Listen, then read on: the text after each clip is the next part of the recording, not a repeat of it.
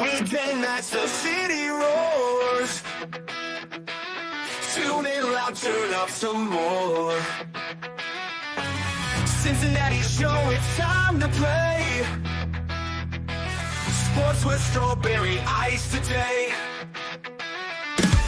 5:30 sharp, don't be late. TTV, the sports awaits. Strawberry ices on the mic, energy, it's pure delight. Every touchdown, every goal. Feel the pulse, it's in your soul. Cincinnati heartbeats strong. Strawberry ice will lead the throng. Every touchdown, every goal. Feel the pulse, it's in your soul. Cincinnati heartbeats strong. Strawberry ice will lead the throng. Feel the crowd, it's electric now. Shouting loud, they all know how. The CTV got what we crave. Sports with ice, it's waves and waves. Tigers strike and Bengals roar. Every game we want some more. Tune it in and feel the thrill. Strawberry ice, he's giving chills. 5:30 sharp, don't be late. TTV, the sports awaits. Strawberry ice, he's on the mic, energy, it's pure delight.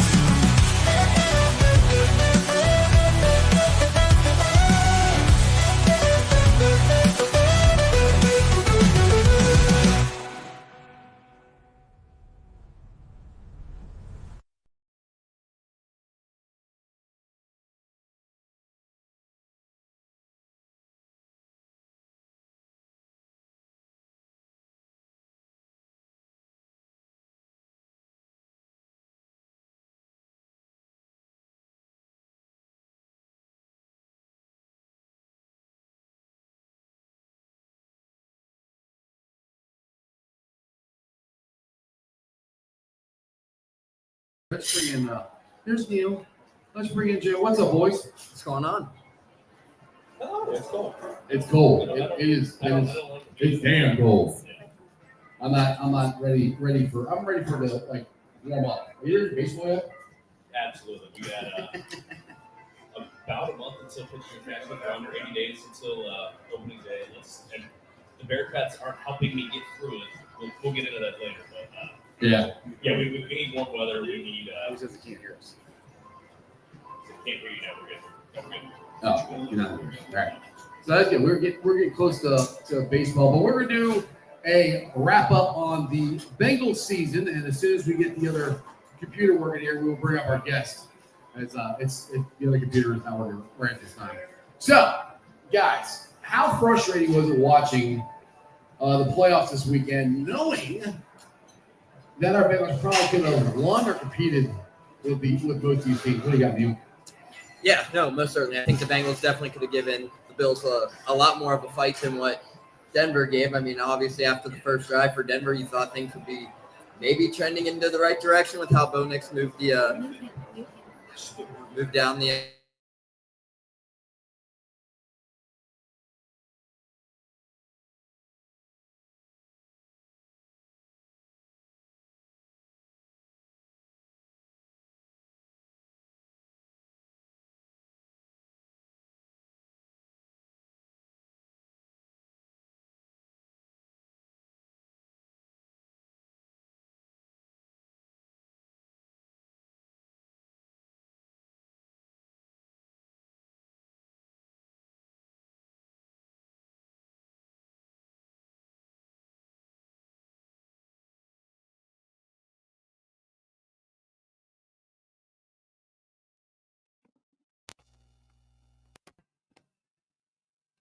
There's that better.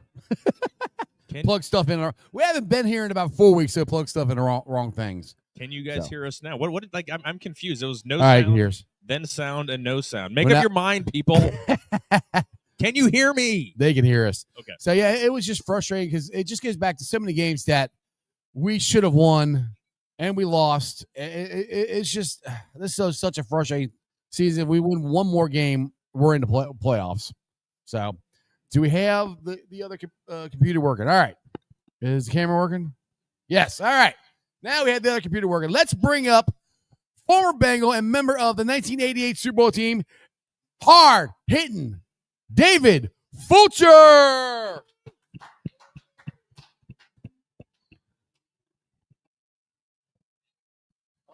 What's up, Full Rock? How are you, brother? Yeah. Is it on? We good? Yeah, I'll turn it on. Hey, that's what happens when you bring a football player in there. You know? There you go, man. Good, man. What's happening? What's up? So You forgot to mention 3-time Pro Bowl, once first team All Pro, twice second team All Pro, and college full college football Hall of Famer too. Yeah, let's get full. We gotta get all the accolades in for you. Yeah, every now and then, I do something well. And you played at Arizona State. Did you cross paths with Barry Bonds? Say that again? Did you cross paths with Barry Bonds? Yeah, Barry and I were freshmen together. There you go. And I was actually, I went out for the baseball team, and I thought I was going to make it until my football coach told me that you're a football player, not a baseball player, so I had to quit. So it's all good, though. Baseball is a hard sport. Curveball is hard to hit, man. They are. All right, David. So we talked about this. So we're gonna do like a little recap of the. Is it his mic? Is it my mic? Okay. There you go. All right, there. Try that mic. See, this is what happens when you do a live show, David. See, 1 2 all 1 kinds 2 of 1 2 1 2. Is there that you go. better? Good. All kinds of fun stuff happens. Yes, sir. All right, so recap of the season here. How frustrating was it? How close do you think the Bengals are, and what changes would you make? Oh, wow. Bam! Right to the point. Let me see. Which one of those do I want to answer first? Well, frustrating to see so much talent, both sides of the ball, right? Not perform to their best. We look back at the season, and there was one game, the very first game, against the Patriots, that frustrating. But the frustrating part of that game was that was the first regular season game, but for this team, I felt like that was the first preseason game. Yeah. So you got preseason week 1, preseason week 2. Oh, now we're in the league. It's time to start playing. But it's kind of late when you're 0-2. Right. And I think for me, frustrating part of it is I know preseason doesn't mean anything, but it does when it comes to getting yourself ready for week 1. Right. If we don't win a preseason game, I don't care. I mean, I want to win. Winning is important. Winning is contagious. Once you start winning, you start feeling good. You can do that. But what you need is the live action coming at you. And what I mean by live action, practice, we're all out there doing patty cake. Nobody's trying to knock the other guy out. Right. Week 1, that guy that you practice against is no longer there. It's a guy coming after your quarterback, offensive line, and you need to have those things set. So a little frustrating because we all just watched 6, 7, 8 games of football this weekend, and they look really bad. All those games look real bad. The only game that was good was the Buccaneers and Commanders game. The Bucs game was a pretty good game against the Commanders, but the other 5 were just Cincinnati's football was really missed in this playoffs. So we do have some suggestions here. Michael Madden suggests how about David Fulcher for DC? And I think we were talking about this off the air. Yeah, it's a full-time job. When I mean full-time job, you're away from your family, you're recruiting, you're putting film together.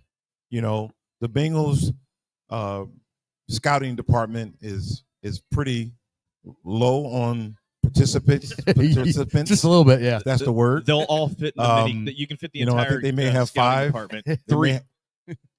Three. I said 5. I gave them 2 extras. Well, the 2 extras are the people that are sitting in the stands. Yeah. But it would take a lot out. Defensive coordinator, I don't think I have that in me because I don't. You got to have a scheme. Right. But you also got to have players to play in those schemes. We were talking about Stone earlier. Yep. I think Geno Stone's a hell of a ball player, and he did a whole lot for Baltimore. Yeah. But that scheme that Baltimore was running gave him an opportunity to be the best player he was. He fit the scheme more than he fits the Bengals scheme. Yes, and when you come to the Bengals scheme, and I tell people a lot of times, and I coach Cincinnati Christian High School, I started Cincinnati Christian University football. The one thing I tried to do was I got a system. I got to find some players to come into my system. But then I start realizing I'm starting a brand new system with freshman kids coming out of high school.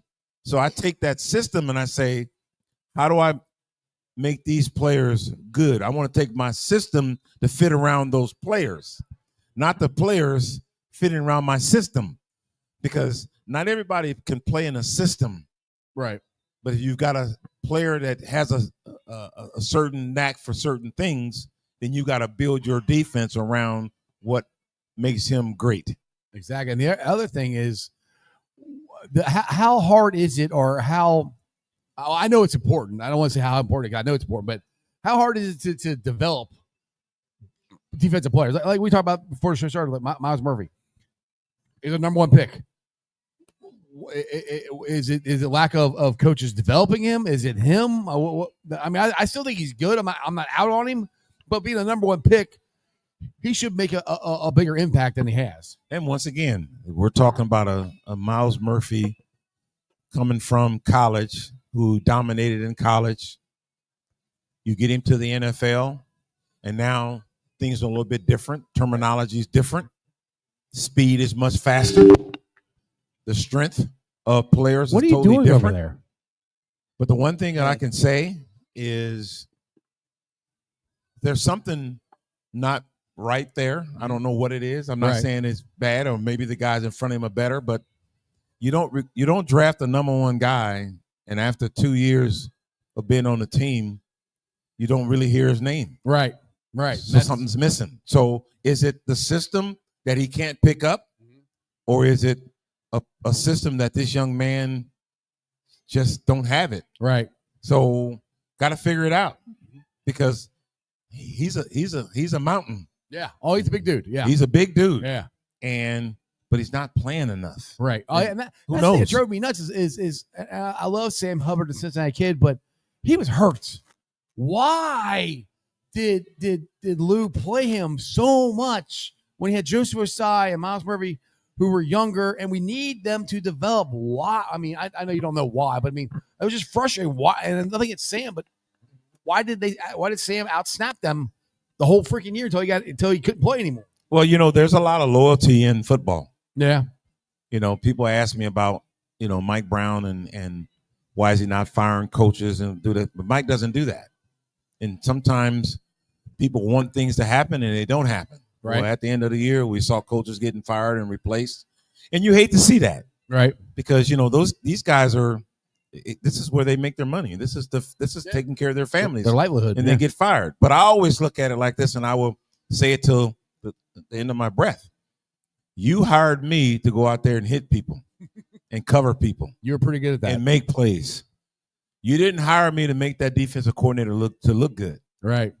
Dick LeBeau was my defensive coordinator when I came to Cincinnati. When I got drafted, Paul Brown looked at me and told Dick and said, that guy's not a safety. He's too big to be safety. But LeBeau told him he can make plays. So he put together a defense that gave me a chance to showcase my talents. Right. He asked me to tackle people. He didn't ask me to run down the field and chase Bo Jackson. That's what those corners were for. Thank God. But he told me to hit Bo Jackson. And I wasn't afraid to do that. That was my job. Right. So when a coordinator gets fired or things happen in a game, I'm not blaming anybody but the 11 guys on the team on my field with me. Right. The other 10 guys. We are there to make plays. We're there to do our job. Unfortunate for Lou, 4 years ago, one of the best talked about defensive coordinators in the NFL, maybe a head coaching candidate, yeah. And 4 years later, he loses his job because the system, the players are totally different. Right. You move Jesse Bates to Atlanta. Yeah. You don't want to pay Jesse DJ Bates. Reader. He got $14 million because he had a tag. They said he wasn't worth $14 million, so they let him go. The teams that are winning, they continue to keep players, or this is what I like about, there's really not too much I like about Pittsburgh. Right. But I've watched Pittsburgh over the years that when they lose a player, let's say they lose a defensive end, and they go in the draft, they're trying to find a defensive end exactly like the guy they just left. Right. I mean, attitude, thought process, how he eats at night, one time he goes to bed, everything that he does, they try to find that guy. Right. And they do. They find those guys. That's why they're so successful year after year when it comes to defense. That defense will never be bad unless a new guy comes in and he changes the formation. Yeah. Well, and they're good at drafting a year ahead of time, too, so that when that guy leaves, you're not playing a rookie. You're playing someone who's been in the system, who understands what's expected of him, and he's not in there learning and like picking up the speed of the game while in real time in games that matter. So it's again, do not like the Steelers, do not like the Ravens one bit, but Do not. they have incredibly well run player personnel organizations where they can withstand losing someone of Jesse Bates' caliber because they've got someone to take his place. Geno Stone led the league in interceptions last year. Didn't matter because they had Kyle Hamilton, who's probably the best safety. That kind of helped, I think. Yeah. Well, that also helped Geno Stone's numbers, but it doesn't take much when you look at what you've got, then you go out and draft. You go draft what you have and what you show. So Bengals lose, Sam Hubbard's there. We like Sam. Sam's been doing a whole lot of stuff. So we go out and we go get a Murphy, Joseph Osai. In the game, he was on the ground, edge rusher. The guy was beating the player, beating him. Listen, we're trying to win football games. We're not trying to look good. So if I can get Osai in the game and he's down on the ground and he's an edge rusher and he makes some plays, well, guess what? He's going to be my guy because at the end of the day, we're looking for wins. Yeah. How do we get wins? Now, if that guy gets mad because you take him out, well, then, you got to do better. Right, exactly. My job is to win football games. My job is not to look good. Yeah. Football is not about looking good. If you want to look good, get on the offensive side of the ball. Let Joe throw the ball to you to look good. On defense, it's ugly. Defense is ugly, and you play ugly, all day, and you just can't go up and down, and that's what this football team has been doing the last couple of years on defense. Speaking of looking good, how you doing, Harrison? I'm good. How you doing? Good. Glad to see you. By the way, Harrison, he's a comedian. If you don't always know, I think he's a TikTok comedian, but he's actually a real comedian. So, but you're on TikTok. You ain't got to look good. You just got to. You might have to look good. Well, he likes to make shirtless videos about himself too. So. Out in front of Paycor. Out in front of Paycor. We're not gonna talk about that. All right, enough people are already talking about that video. Yeah. It was a good time. It was cold out there. It was fun. It was. We got. I think they turned the music up here. Yeah, it's for you to take your shirt off and start dancing. Are they trying to drown us out? Time for me to go. I'm not sure what's going on. All of a sudden, it got louder. Hey, you had the Don Julio going in that video, though. Yeah. It gotta keep you warm outside when you're doing stupid stuff like that. So Harrison, I know it was a rough weekend, no Bengals for you. How are you doing? Are you going to make it? Actually wasn't that rough. Oh, yeah? As soon as Pittsburgh lost, everything went out the window. I ain't give a damn. I did not care at all, one bit. Hey, they was all talking, happy to be there and then lose. And hey, it just made it good for me. Pittsburgh hates me right now. My comment. Well, you were laughing at them, so yeah, you give them every reason to hate you. Deserve I enjoyed it though. It was a great video. They deserve every moment of that video, and I am proud of that video. Pac-Man reposted the video. Pac-Man did. There you go. So that makes it even worse for them. Can't get any better than that. That was the video of you clowning how they lost 6 straight playoff games. Yeah, right? Because all they love. I knew as soon as I did it, they talk about. We got 6 rings. I ain't got nothing. I'm like, I didn't know we was talking about history class here. That's all you want to talk about. That's what them Pittsburgh folks do, man. They holding on to them things. Like you know what I do to them though? When a Pittsburgh fan come up to me and say they go like this, they got 6. I said, how many of those did you work hard for? Yeah, exactly. I got an AFC championship ring, not a Super Bowl ring, but I've got something that you don't have. Right. Exactly. That's how you shut up a Steeler fan. Yeah. They get so hurt. These comments are hilarious, and I'm loving every moment of it. Love just schedule of 5 straight losses to end. Like you had the division. You just 5 straight losses. You just 5 straight losses. Hey, here you go. You got it back. I didn't want it anyway. They were 2 games ahead. 2 games ahead. They led. All you gotta do is win 1 or 2 games, and you win the division. That's it. When I was in Pittsburgh, they was like, "Y'all really gonna send us to Baltimore?" Yep. Yep. Y'all They thought they was gonna go to Houston, and nope. And what happened on the opening drive? Derrick Henry and Lamar ran 13 times straight down their throat. No passes whatsoever. Just ran the ball straight down their That throat. is just disrespectful. That is just like, I mean, I hate the Ravens. I hate the Ratbirds. yeah, But I was enjoying every minute of that, though. yeah. Steelers fans don't realize at some point in the past 8 years they hired Marvin Lewis. Literally, that's what I said. That I said Tomlin is Marvin Lewis now. 5 straight, one and done. 6 straight, one done in the playoffs. 6 straight losses. That's Marvin Lewis. I mean, the only time he won a Super Bowl, he won it with Cowher's players. So would you rather have a team that don't go, that never goes, or a team that gets there and they get in the playoffs and they lose one game? Nope. I mean, you want to win Super Bowl. That's what it's about. Yeah. But I could take, and I talked to Mike on the sideline after the last home game against the Bengals and the Steelers, and I asked him, I said, man, how in the heck do you do it? He said, do what? I said, dude, every year, man, your team is playing. They're fighting out there. You're winning a division or you get to the playoffs. He said, because it's a trust factor. They trust what I'm saying. Mike Tomlin wants his team to take your head off. Oh, yeah. Oh, he does. And he says it all day. He says, you know what? I'll pay the fine if one of my guys had a late hit. That's why they're dirty sometimes, too. You know, and they are. They're dirty, but those guys play. Yeah. They play for that guy. And They would die for that. How he hasn't been coach of the year. I mean, was he when I don't remember him ever being coach of the year. Maybe I don't even know if he won coach of the year when he went to Super Bowl. I have to look it up. I have to look that up. But the guy, he gets their players to play. And those guys love it. Yes, he's been in the Super Bowl, playoffs, and lose one and done and get out. But there are so many teams that don't go to playoffs at all. Right. That's why I think he's keeping his job. And I can't see him going anywhere. He's not getting fired. The Steelers. Well, I think they said. I heard somebody say that who covers the Steelers said that he doesn't remember them ever firing a coach on their staff that had time left on his contract. A coach. I mean, Tomlin just signed a 3-year deal. He's got 2 years left, I think. So I don't think he's going anywhere, and he's got no trade clause. Speaking of that topic, love to get your guys' thoughts on coaching expiring contracts. Obviously, Mike McCarthy's the big topic right now. Do you guys think, Dallas kind of blocked him from going to Chicago to interview just for him to kind of be let go? That didn't make any sense to me. Why was he blocking him when he wasn't going to bring him back anyway? Well, you let him go. Isn't he gone? Yeah, he's gone, but he waited. His contract expired. He waited till his contract expired before he could go interview at Chicago. Yeah, so he waited like a whole week. Absolute dick move. Yeah. So now contract has expired. Yes. Now he's free. So he's free to go talk to Chicago and anybody. Yeah. But he could have done it a week ago. Could have happened a week ago Jerry earlier in the process, but they decided Wow. to wait. Let's be clear. It happened a week ago, but It officially happened. And Tomlin has never won. Dallas is a train wreck right now, dude. Yeah, they going. Well, there's some talk that he might be trying to get Dion to come in Prime time. Yeah, they interviewed him, or they're talking. They talked. It wasn't actually an official interview.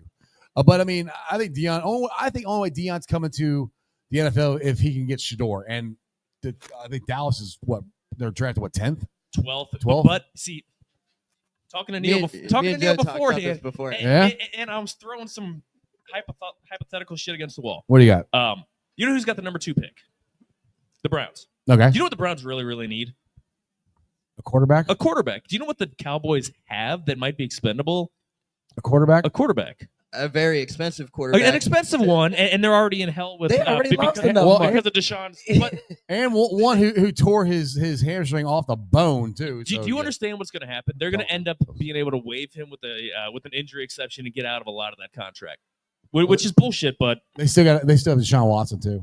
But that's what I'm talking about. You know what doesn't make sense to me as I watch football? Oh, that's right. He tore his Achilles. How is it that the Cleveland Browns have struggled with a quarterback?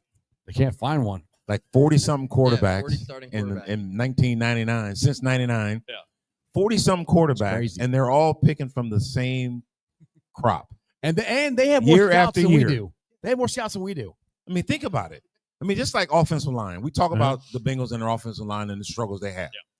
See, and once again, developing players. But we draft from the same stock that everybody else is drafting from. Yeah. So how is it that we have so many issues at offensive line when other teams don't? You look Good at question. I'll tell you what. You look at the Washington Commanders. I want to say Redskins, because that's where I'm from. But you look at the Washington football team and the time that Jaden Daniels has when he throws the football. It's crazy. Man. And all you day. look at the linemen that they have on their team. And you go back when they were drafted, what school they went to. I saw one lineman, and I don't know, I don't know if it's Washington, but the guy was from Eastern Elementary School. Yeah. Okay. Not Eastern Kentucky, Right. but he's from Eastern Elementary School in the backyard, working on, something. Right. And he's a hell of an offensive lineman. Mhm. Yeah. And I'm going, somebody missed him. Right. Yeah. A lot of people did. A lot of people missed No, him. they did. And I'm thinking, well, we go out and we find, there's a great lineman at Oklahoma. There's a great lineman at USC. There's a great lineman at so-and-so. And we're going to pick them out. And I'm thinking, scouting, Mhm. I would love to be a scout for the Bengals. If I'll throw that out there right now. I'd vote for that. I would love to be a scout for Bengals. And scouting to me is like this. And I'm going to go back to 1986 when I came out of college and LeBeau came down and saw me. LeBeau said to me was, you didn't have the best senior year, but you were great as a sophomore. Can you please show me the film on David Fulcher sophomore year? That's the guy I wanted to play for me when we draft you. If you could be that guy, we're going to draft you. And I'm like, well, I thought I was that guy, but a couple of years later, Right. that guy. So all of a sudden, when I got drafted, LeBeau just told me, says, listen, I want you to be that guy in 1983, not the guy in 86. If you could play like that, good things will happen. And all of a sudden, he's like, oh, well, I guess what I'm going to do now is that we're going to create the zone blitz, and we're going to use you as the zone blitzer. And I'm thinking, okay. He said, if you do your job, you're going to make me look good. If you don't do your job, then you're going to come to me on the sideline with a clipboard. And I didn't want to come to that sideline with a clipboard. Right. But I'm saying what LeBeau did was he took David Fulcher and said, how can I build this defense around him? And when I build it around you, that means they're going to have to take 2 and 3 people to block you. That means we got 3 other guys. Somebody's wide open. Right. Mm-hmm. And all of a sudden the zone blitz happened. And I think that's what baffles me about drafting, going out, because everybody looks at USC, the UCLAs, I'm going Pac-10, Pac-12, but the Alabamas. But you know what? There's a couple of small colleges out there that got some athletes that can play. Yeah.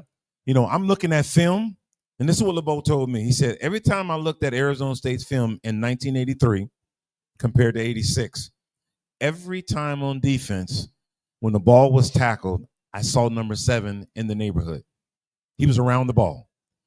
As a scout, I'm going to school in Kentucky, way over there in the corner, and I'm going to look at players and look at film.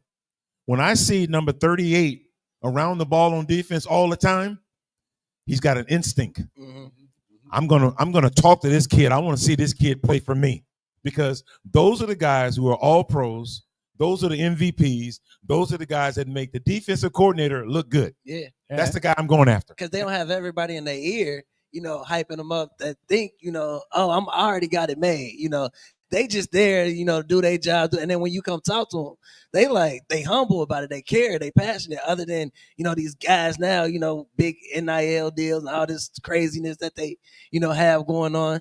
But those guys are the most of the time the hungriest ones on the field. I mean, on top of it, too, who was that D3 offensive lineman, Graham Merritt's from Denver? Went D3 and went first round. Yes. after testing well at the scouting combine, and look where he's at now. I think he just got like a $60 million deal, right? And so many scouts and so many NFL owners look past the D2, D3 guys or the NAIA. Because I was at Cincinnati Christian University, NAIA, and perfect place for the kids who weren't going D1, D2, right down in Price Hill. And somebody asked me, says, dude, how are you recruiting players? I said, I'm going up to Elder. I'm going to St. X. I'm going to LaSalle. I'm going to Mason. I'm going to all these big schools. And I'm going to look at the practice squad players. And they go, why would you do that? I said, why do you think St. X wins championships? Those practice guys are just as good as the starters. Right. But they're not going to get a shot. But hey, David Fulcher over at Cincinnati Christian, Right. I'll bring you in here. Right. And the money they're giving me to give you, I can give you a full ride scholarship. Right. You can stay home and play football. you know what? And obviously the first year was a little rough because we were playing division. We're playing NAIA, their number one division or top Division A, right? Which in our conference, 8 of them were in the top 25. So I'm playing the best of the best with high school kids. Yeah. But what I saw was a kid who made the practice guy, made the starter look good at St. X. You're going to start for me because the starter at St. X is going D1. You're probably going nowhere, but I can start you at Cincinnati Christian NAIA Division 1. Exactly. Now roll back to what you're saying when you talked to Dick LeBeau and he wanted you to play this way. What it sounded like to me is Dick found what you did well and made the defense work around that. And that's what it kind of seemed like to me, the defense this year. Lou didn't change to what his players could do fast enough. It seemed like once we gave up 40 freaking points to Pittsburgh and we're 4-8, he finally decided, all right, I got to change. Well, he might have been changing stuff, but he's like, I really got to change stuff. And that's when Geno Stone started getting more interceptions. Cam Taylor-Brick started getting better. Joseph Osai started getting more pressure on the quarterback. Things changed. I don't know what he changed. He dumbed it down, made it simpler. But to me, that's the important thing when you are a coach. You need to make your system work with what your talent is. And it almost seemed like Lou was more wanting to, all right, well, we've had the system for the last 4 years. You know, it should work. And I don't understand what took him so long to change. Because if he had changed sooner and we won 1 or 2 games, we're in the playoffs. You think about this. We always say, make it simple, simply stupid, whatever, blah, blah, blah. Sometimes, man, the systems aren't generated just for everybody. You know, and you got to change some things around. You know, you go from a 4-3 to a 3-4 to a 3-3 stack. You change all those defenses around, and just because you change the style of the defense doesn't mean that you're going to be a good player in that defense. So I got to figure out: do I got ball hawks? I got people who can chase the football, and if I do, well, got to put them in plays to make plays. Right. You know, and I said it earlier about dropping Sam Hubbard from DN to in coverage. Right. Well, not everybody can do that. Just because Sam is talented and he's strong and he does what he does, doesn't mean that he's the best drop DN. Right.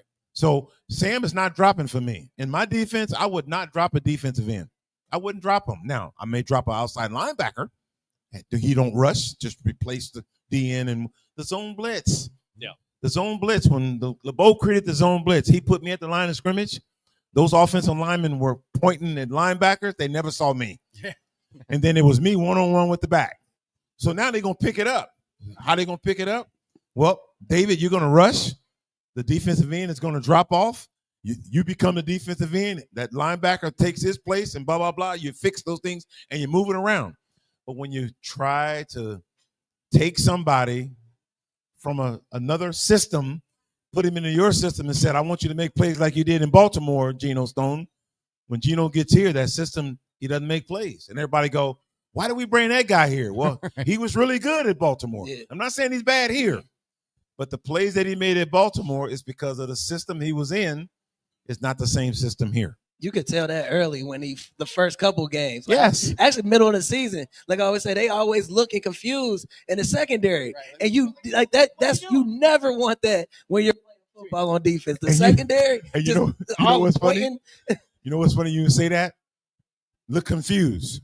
So if you're confused on the defense, the one thing they tell you to do, back up. Yeah. Right. So when you back up and they catch a pass in front of you, make the tackle. Yeah. But they're backing up every game. Every game. Every play. So that tells me that the system that they're running, these guys aren't picking it up. And that might be Miles Murphy's problem. It might be. Is he picking up the system and the terminology that it was in college? Because in college, look, man, when you look at college players, there's not a whole lot you have to do in college. Just make tackles and make plays. Especially at DN. Go get the quarterback. Yeah, go get the quarterback. Yeah. But in NFL, man, there's a lot of things going on. Motion changes the defense. Receiver comes out of the backfield. You see Chase running up and down the field. He gets there behind Joe. He comes in motion. They bring him back out the backfield. You know, things change. When they go across, when a receiver goes across to the other side and now there's 2 receivers on one side, the play changes on defense. Responsibilities change. Yep. You see the Bengals going.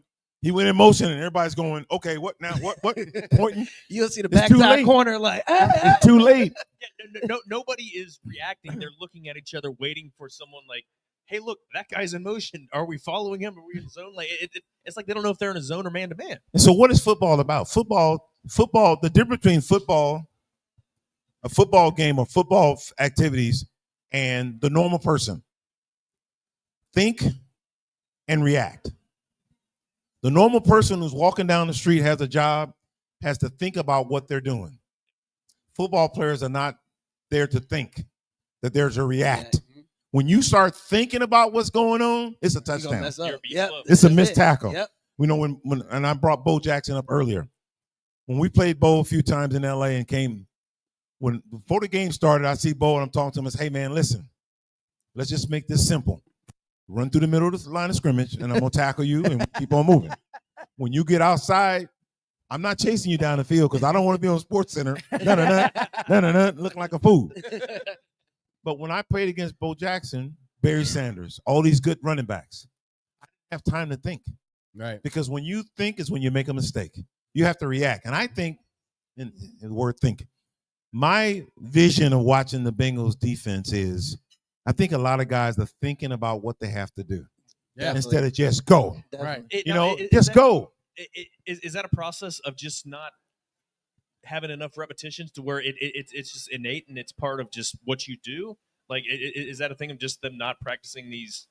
I don't know, the specific calls or whatever. Like, how you'd have a lot better a lot better thought than obviously. Practice makes perfect. Right. Just in life, we have to practice what we do, constantly keep doing what we do. But I think sometimes when you don't play enough in preseason to work those things out, your first preseason game really is game one of the regular season. How'd that go? Yeah. And when you have to go 3 games in to get used to what the system is, you're 0-3. Right. Yep. You're behind the sticks. Yeah. Why not? My wife is agreeing with you. I know. She's I'm very excited. I mean, why not take week 1? Okay, he doesn't want to get people hurt. Okay, let's say our quarterback, Joe Burrow. We don't want to get Joe hurt. Right. So we're not going to play him in the first preseason game. He might see a series in a second or not play in a second. Well, you guys have been around him, so you know how many preseason games he's played in. Right. Not many. Yeah. But you don't have to throw the football 5 times in the game. The first series, Joe hand the ball off. Yeah, right. Yeah. Oh, quarterback. I mean, the guy got tackled in the back of the line of scrimmage. Now 2nd and 13. Hey, Joe, hand the ball off. Right. Yep. Oh, it's 3rd and 19. Hey, Joe, hand the ball off. That was his first series when he came back from his. But listen, you know what that does? Because now Joe gets to see live ammunition coming at him. Right. What the defense is presenting. And what the defense are presenting. Mm-hmm. Joe's first game of the year against Patriots is the first time he gets to see live action. Well, guess what? He's not used to that live action. So what happens? He throws a bad pass. Right. He gets sacked or something bad happens. There's no way the Bengals should have lost the first game against the Patriots. No. But you know what? They did. And when you start slow and end fast, because this was the hottest football team in the National Football League the last 5 weeks of the season. Absolutely. I don't think there's anybody else. We could look it up. How many teams went out of the year with a 5-game winning streak? Steelers won with a five game losing streak. I think Commanders were the only other team that won 5 straight. So you got 2 teams that are winning 5 games at the end of the year, but the Commanders already week 3, week 4, week 5 are winning games when we're losing them. Yep. Right. Yep. Right. They beat us week 2 or week 3. Exactly. That was heartbreaking. All right. Again, we are live down here at Moerlein Lager House. We're live down here each and every Tuesday. They got a new special going on, full-size cheeseburgers and fries for $15. So come on down. It's every Tuesday between 4 p.m. and close. We are live here every Tuesday from 6 to 8 live sports talk, delicious burgers, and some delicious Moerlein beer. So come on down. Well, you can have a bourbon like Joe does. Yeah. Bourbon burger. Yeah, that would be a good one. Maybe they'll come up with that one. All right. So off-season moves, David. We kind of talked about it before the show. I told you who I would, but to let everybody know, who would you cut? Who would you keep? Are you keeping T? Are you trying to sign him?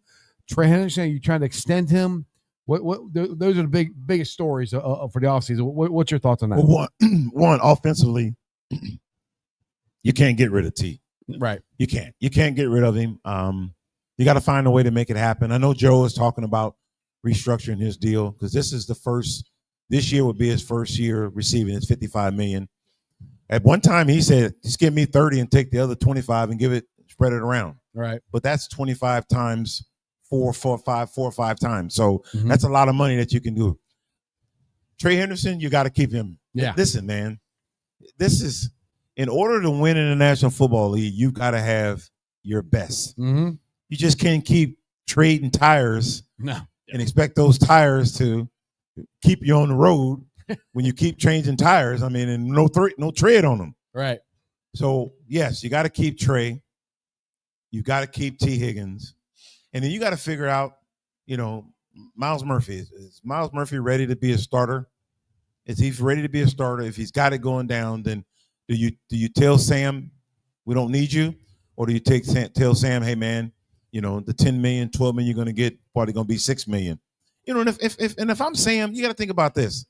When I'm going years back now. When the Bengals released me, I was making $500,000. Mike Brown, they let me go. They cut me because they brought in a safety, Lance Gunn from Texas A&M, I believe, for $110,000. If Mike would have came to me and said, David, we're going to give you $250, I would have stayed. You know why? Because I love playing football for Cincinnati. Right. It wasn't about the money. I mean, we're talking 6 years in the NFL. I got a pretty good chunk of change in my pocket. Instead of making $3 million and I'm gonna make $1 million, does it really matter? Right. Where you gonna go? The money they're making today, you play 1 year and say, I'm done. Right, right, exactly. Make it $20 million, get $100 million signing bonus. That's not count the NILs they're getting in college now too. Think about it. If I was back in college, I probably would have played 8 years all the NIL money. No. But all I'm saying is this though, man. If you want to win, you got to do what's necessary to win. Right. And at the end of the year, if your franchise, you pocket $25 million in your pocket, that's $25 million that your franchise made, but you got to spend millions of dollars to win. Mm-hmm. You're not going to win by just going out getting, a retread tire, some lineman that played for so-and-so for 10 years because he blocked so well.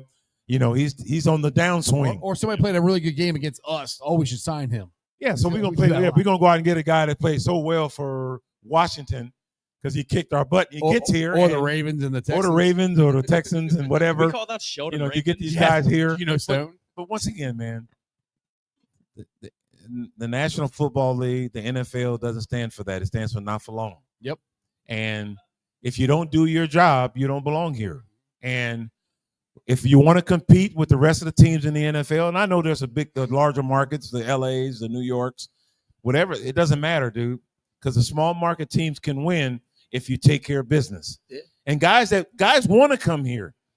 Before Joe Burrow got here, guys did not want to come here. Right. Now the door is open. People want to come.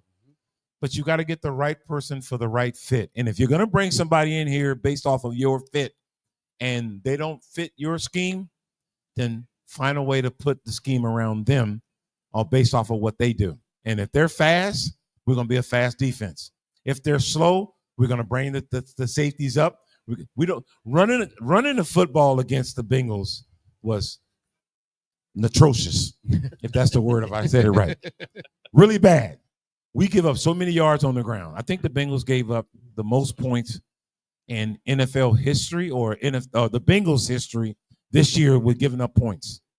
And a lot of it had to do with running the football. Right. When you run the football against the Bengals, teams were successful. We got to change that. Got to change it. And the thing is, like I know in the middle of the season, a lot of Bengals fans were coming at me on the show where I was saying, "Oh my goodness, we're 2 or 3 years away from being a playoff team or Super Bowl team," and I kept saying, "No, we're not." In my opinion, which is a lot. You fix the interior line, get 2 guards, get an edge on defense, and interior defensive lineman. To me, if you get those 2 spots on defense, that makes your secondary even better because you consistently get pressure on the quarterback. I mean, you played secondary. I mean, you know how much easier it is when the quarterback is forced to throw the football. When our Super Bowl team in '88, we had Jim Scow, Jason Buck, Tim Cumry was our 3 starters up front. And then our 4 backers, Joe Kelly, Reggie Williams, Carl Zander, and Leon White. And then our safeties, obviously our DBs, was the SWAT team. Great poster, by the way. Great poster. Our SWAT team was thought about when our defensive line, our front 7 was kicking butt. Front 7 putting pressure on the quarterback, make him throw the ball fast, we go get interceptions. Back then, receiver come across the middle and we knock him out, they didn't throw a flag. Today they throw flags when you brush the quarterback. Right. So back in our day, you can play football. It's a little bit different today. But football is still football. It's blocking and tackling. It's throwing and catching. And when you can do that defensively, it what gets me is we do a lot of strips trying to strip the ball out and everything, right? Yeah. That's okay. The first guy strip, he don't get it. The other 5, 9 guys come, knock him out. But when everybody's trying to strip the ball, that's 7, 8 yards a carry. Yep. You know, football is simple, man. Oh, I say simple. Defensively, you tackle the guy holding the ball. When the ball's thrown, we go get it. You don't catch the ball on defense like a receiver catching a ball in the basket. You go up and get it. There's a lot of times, man, that we make mistakes because we don't want to get penalized. You know, Mike Tomlin, and he said it, man. My team gets penalized, and look at it. I'll pay the $10,000 fine. That's a coach paying it. You know why? Because he wants some guys to play reckless abandon going after the ball. If you can, and like you said before, play without thinking, and if it's not a thought in your head, worrying about getting the penalty or getting the fine and everything, and then you're playing faster and looser. You got to play fast, man. I think the Bengals are, and I think people. This is all about starting fast. This is a good football team. Mm-hmm. Yeah, it is. People talk about window of opportunity. The only time that window will close if the player closes it. So the window's always open. As much as Joe Burrow should be MVP, but on a losing team, they won't give it to him. Probably going to get comeback player of the year because he didn't play last year. But you can't have quarterback and receivers offense doing what they do year in and year out and not have a chance to get to the Super Bowl. Right. Get to the playoffs. I mean, I think I would be satisfied as a Bengal fan, as a former player, to see this team play an extra game at the end of the year. If they don't get to the Super Bowl, that's okay. I mean, we want to get to the Super Bowl. That's our goal. But to get into the playoffs every year, look at the Rams. I think 9 of the last 7 years, McVay has had his Rams in the playoffs. And they did that with like 0 draft picks, with too. no picks and no players. Traded them Okay, all. so why is that happening? That means the players that they're getting through free agency and bringing in there, Andrew Whitworth. Bengals say, you're a retread tire. We want to get rid of you. You're not good enough. He goes to the Rams, and what does he do? He goes to the Super Bowl, and I think he may have given up 2 sacks that whole year. He dominated with them. Okay, so I mean, he dominated. A guy that's not good is dominating because he's older. And most of the times in life, history is better than today's world. So if I can go back and get a player who's playing well, and he might be a 12-year veteran, and I know that's old, but that 12-year guy can help that 1-year guy. Right. Oh, yeah. That second-year guy. Yeah.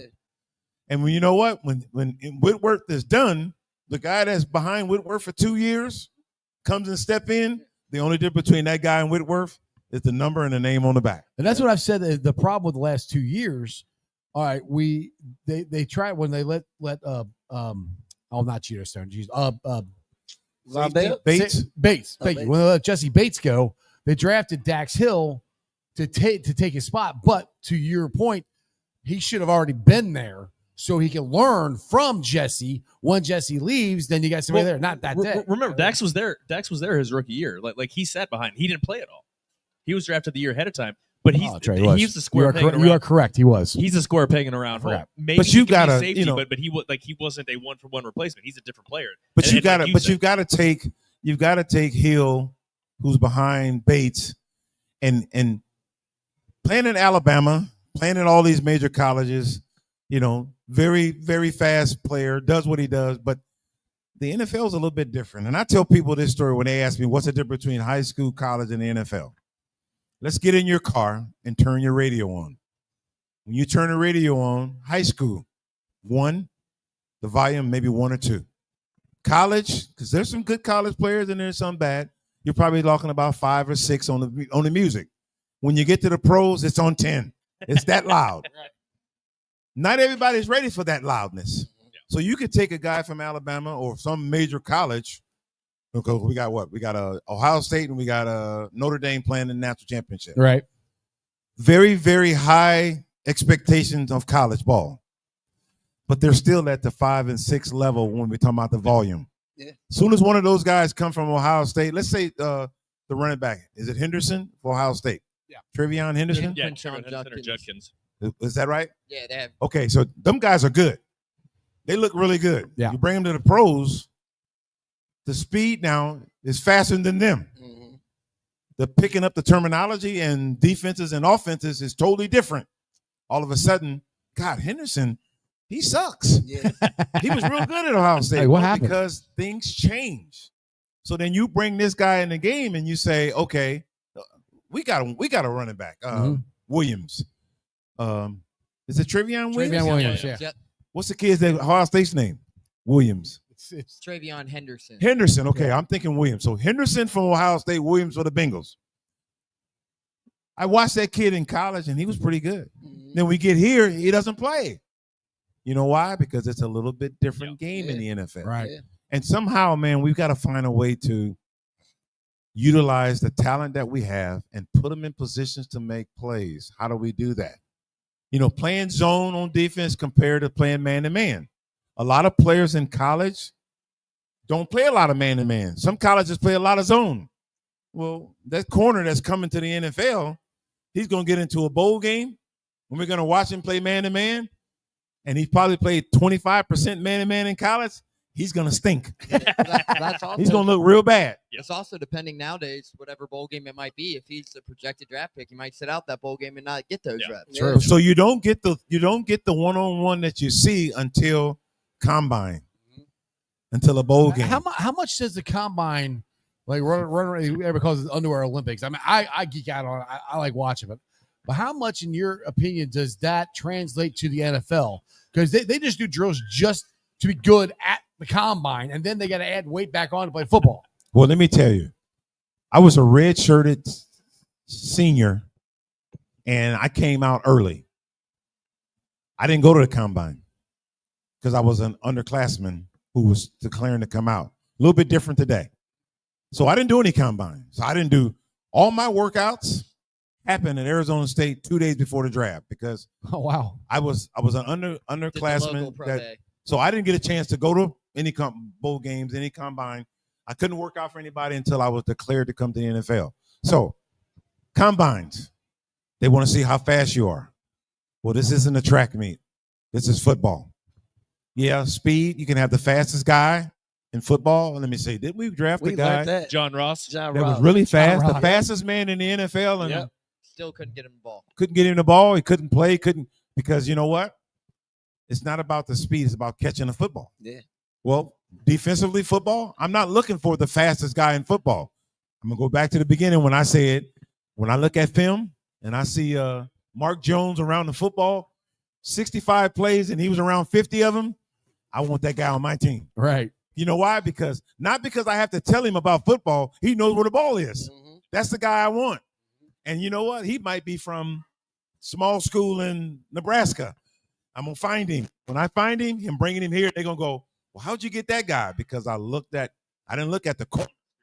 I looked at Nebraska, whatever IT college of the blind or whatever. Yeah, and I saw him out there. I shouldn't have said blind football player. I'm sorry. I shouldn't have said blind. I apologize. But that guy fighting Helen that nobody talks about is the guy I want. And you know what? When I get him here and I'm gonna work him out here, now I get to see what fundamentals and technique he's got. Guess what? Ooh, I worked him out in Nebraska. Hey, coach, you want a corner? He's a 4'5" guy, 4'6" guy. I know not fast, but he is a beast at the line of scrimmage. He is not gonna let that receiver get off the line. You know what? That's the guy I want. And that's how you build a team, based off of talent, not reputation of what the school has. Right. Exactly. That's the thing. That's what a lot of people get mixed up. That college. Oh, we got to get that kid from Bama. Oh, we got to get. It's like, no. It's a lot of stuff out here. Get a guy who can play. Yeah, because half those guys in them school can't tackle. We done seen it. So obviously people know, like, I cover UC athletics pretty extensively. I've covered a couple pro days. It's a completely different gauntlet of what they train for pro day. They don't train the drills, the athleticism. They're training for speed. What can you bench? What can you run? Yeah. The IQ test and everything. How much can your ankles bend when you go around the cones or whatever? Yeah. Hey, listen, all my drills that I did at Arizona State 2 days for the draft, they asked me to come and pick up 180 pounds. Okay, and I'm about big as everybody. That I bench press 180. I must have did it 25 times. But then they said, well, we want to see you at 225, which is linebackers and everybody else. Well, that was a little different. That 225 probably went up about 8 times. And then I did the box drill. I did all these drills. I did the vertical jump. You know, oh man, your box drill is a little slow. Your vertical jump is not that high. My senior 40-yard dash was 4.75. They go, dang, that dude's slow. He ain't no safety. He's be a linebacker. I said, but I wasn't running track, coach. I was trying to tackle a guy who come to the line of scrimmage. So go back and grab that UCLA film when we played them in the Rose Bowl at their hometown, their home team, and look at them 19 tackles, them 3 sacks, them fumbles and them interceptions. That's the guy you're getting. If you want to track me, go get a guy that runs track. I'm not a track star. It's okay to run 4.3, but I know some 4.3s that can't tackle. Yeah. I know some 4.3s that can't catch. So are you going to punish him because he's a 4.3? You're going to give him a number 1 pick because he's a 4.3. But that guy in the 3rd round, I was the 3rd round of 78th player picked. There were 6 DBs picked before me. I lasted longer than all 6 of those guys. Nice. And the money that those guys got that I didn't get, it took me 3 or 4 years to get it. And I didn't care because I came from nothing. Right. So when you gave me $500,000, $800,000, I said, thank you. Right. You know, when Paul Brown told me I'm going to pay you, I'll keep paying you when you keep putting people on the ground. I said, Coach, that's easy. Done. That's done. I'll do that. If you want to keep paying me, that's fine. But yeah, again, we got to figure out the scouting, who we're drafting. I know everybody wants to go out and draft, an intelligent guy. Not all of them are intelligent. You know, I don't think any of us are intelligent by busting our head against another man. But I do understand this. I understand the game of football. And I understand how things work. And all I'm saying is, if I'm a scout, let's quit going to the top teams in the country. I want to be that guy that drives down the back road, just like a restaurant. Anybody ever been on the back road, man, and you pull into mom and pop restaurants? Dude, those are good. Best food in the world. Those are good. Yep. But you know what? People won't go there because, ooh, man, that's in the backwoods. Ooh, I ain't going there. Ooh, I don't know what that looks like. Let me go over here to the restaurant that everybody talks about. But that's not the best restaurant or the best school to go to. Talent. I think we need to figure out what our talent is. How do we develop talent? And I think that's why they got rid of their offensive line coach. Mm-hmm. Yeah. Good coach at another school, another team. But you know what? Because maybe he had some talented players that it only took a little bit to develop them. But if you got a player that doesn't have the talent and they need to be developed, you got to develop them. And it's not just line up and block the guy. It's technique. These defensive linemen that are 315 pounds or 295 and whatnot, running 4.4s, dude, that's trouble. Yeah. But if you can't block 4.4, defensive lineman win 320, you're in trouble. Exactly. Now, are you surprised how that we had 2 interviews for DC, no interviews that I know of for offensive line coach, or if they're going to separate the run game coordinator or any of that stuff? Do you think they're waiting? I personally think they might be waiting for Al Golden, who's the Notre Dame defensive coordinator. He was Bengals linebackers coach. It just kind of, they bang right out the door. They got 2 guys set up to be the interviews. And now the Bengals do a really good job of keeping things a secret, but I would think somebody would find something out. But What's your personal opinion on? Are they waiting for somebody, or are you surprised that they haven't invited more guys in for interviews? Hey man, this is Cincinnati. Y'all know how we do it. We're not in a hurry. We're chilling. We need to be though. That's the thing. We're gonna be in the Cadillac and just kind of cruise down I-75. Well, guess what? You wait, you lose. Right. And I think that, and once again, let's back up. Maybe they have talked to him. Maybe they're gonna wait until, and maybe some kind of structure says when football's over, you can talk to him. Maybe they had that conversation. All I know is this: if we compete and we want the best guy, go get him now. When it's all over with, when Notre Dame loses or wins, go get him. When it's all done, that phone call, the third or fourth phone call should be talking to him as soon as that game's over with. Hey, want you in Cincinnati, want to talk to you, blah, blah, blah. Bring him in here. Yeah, he needs to be in because what's going to happen, you said it, if he becomes a hot topic, and he probably will be, there's a lot of other teams that need DCs or head coaches. He might be waiting for a head coaching job. Maybe he don't want to talk defense. And listen, you want to be the best, you got to go get the best. And you got to work your tail to get it. And the thing is that you got to get him in there because the coaches are also scouts. So the longer we wait on filling this position, the less time they have to scout and figure out what the hell they're going to do. Man, that's what I think and I'm an outside guy looking in, and I hope I'm saying something that makes sense because I bleed the Cincinnati Bengals. Do I like everything they do? No, but I'm just a former player that I've got thoughts. I think the scouting, I would love to be part of the scouting. I'm saying it now. Mike Brown, hire David Fulcher as a scout, please. And I'll once make again, a video for it. Yeah. Scouting to me is, and like I said, I may not know exactly how they do it, but when LeBeau came to me in Cincinnati and Paul Brown told LeBeau, I need a safety. LeBeau came and saw me and said, if you could be that guy that we saw in '83, we're going to draft you in this draft. Well, there's a reason for him saying that, because he saw something that he likes. And Paul Brown said, love to have him. And then, my career went the way my career went. How long did it take you to figure out how to be the guy in '83? How long did it take you to figure out how to be the guy in '83? It didn't take long because I thought I was the same guy in '83 that I was in '85, '86. Yeah. But my thought was I started to be more of a smart football player. When you're in college, you're trying to knock everybody out. And that doesn't happen all the time. You're going to miss tackles. So I changed my approach. My approach was, how can I become a sure tackler? I looked at Ronnie Lott. I looked at Dennis Smith. I looked at Joey Browner. I looked at my guy from the Seattle Seahawks that played at UCLA. Don Rogers from the Browns. I watched all these safeties and I saw what they did. And I tried to take something from each player. Speed, I wasn't, everybody thought I was fast. I don't know if I was fast, but I was pretty good from A to B. Faster than most. Faster than most. But inside the tackles, I thought I was pretty fast. But I started saying, I'm going to take part of their game and put it in my repertoire. First of all, make tackles, David.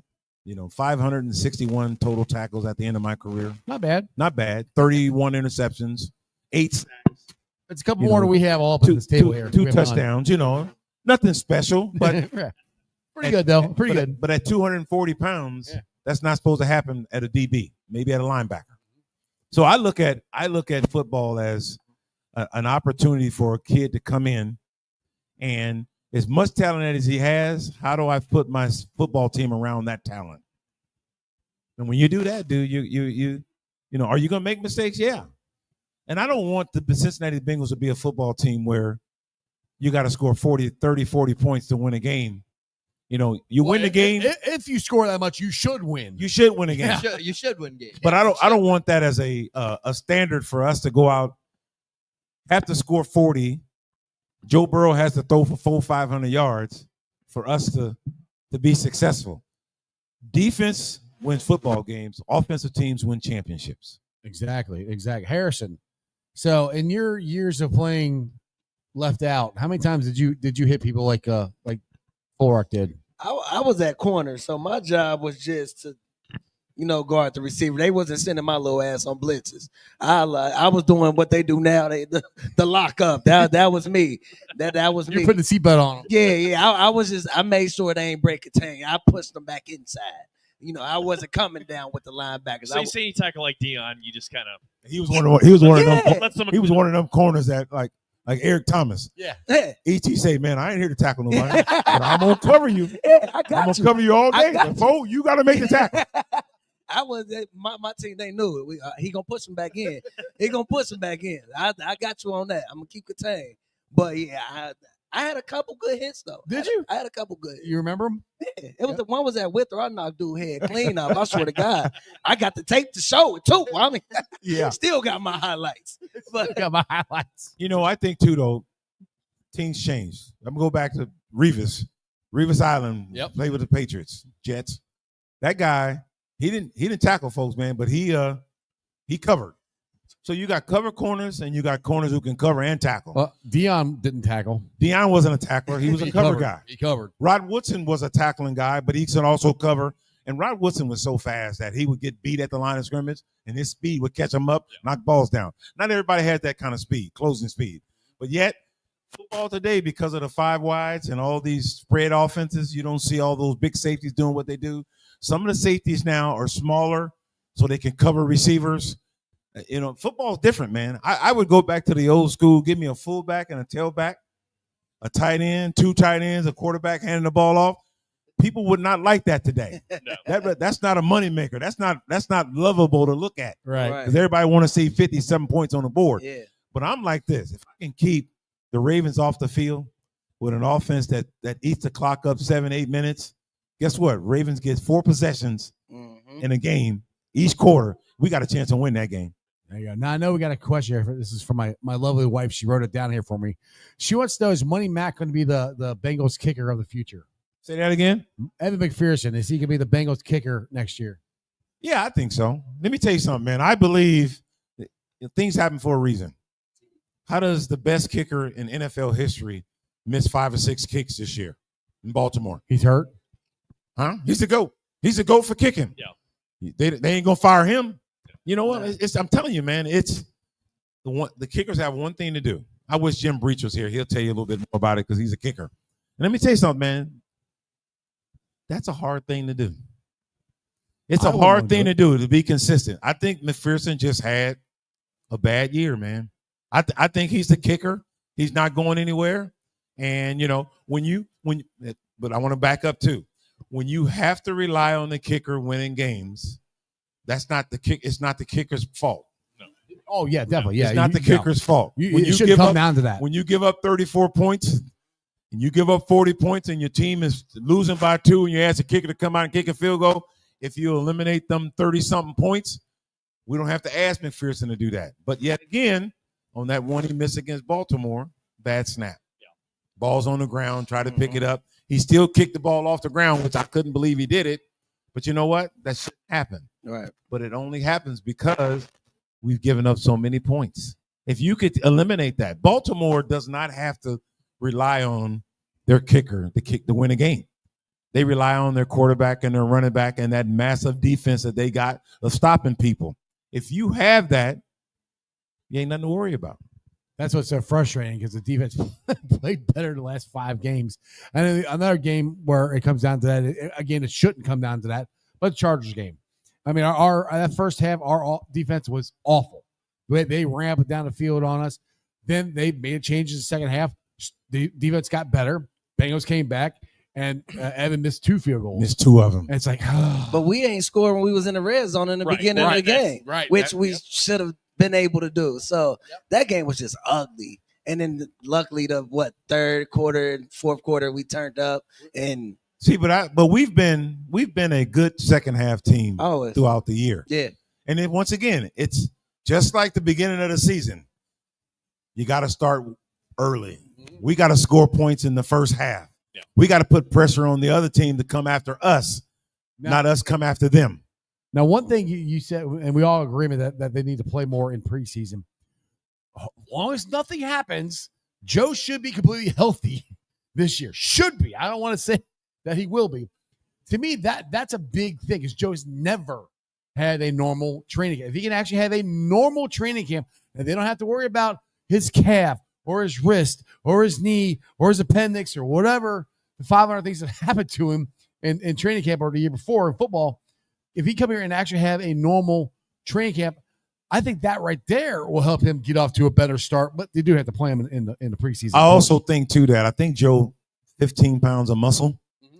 So he was a little stock, a little stock. He could take some of them hits. I think that helped too. Yeah. Joe came in the lead. He looked like Opie from what's that? From Andy Griffith. What is it? Andy Griffith. Yeah, he looked like, I know Opie, but I forget about the show he was on. Here's the thing, though. Richie Cunningham from Happy Days. Yeah, there you go. Yeah, Cunningham, there you go. But here's the thing, though.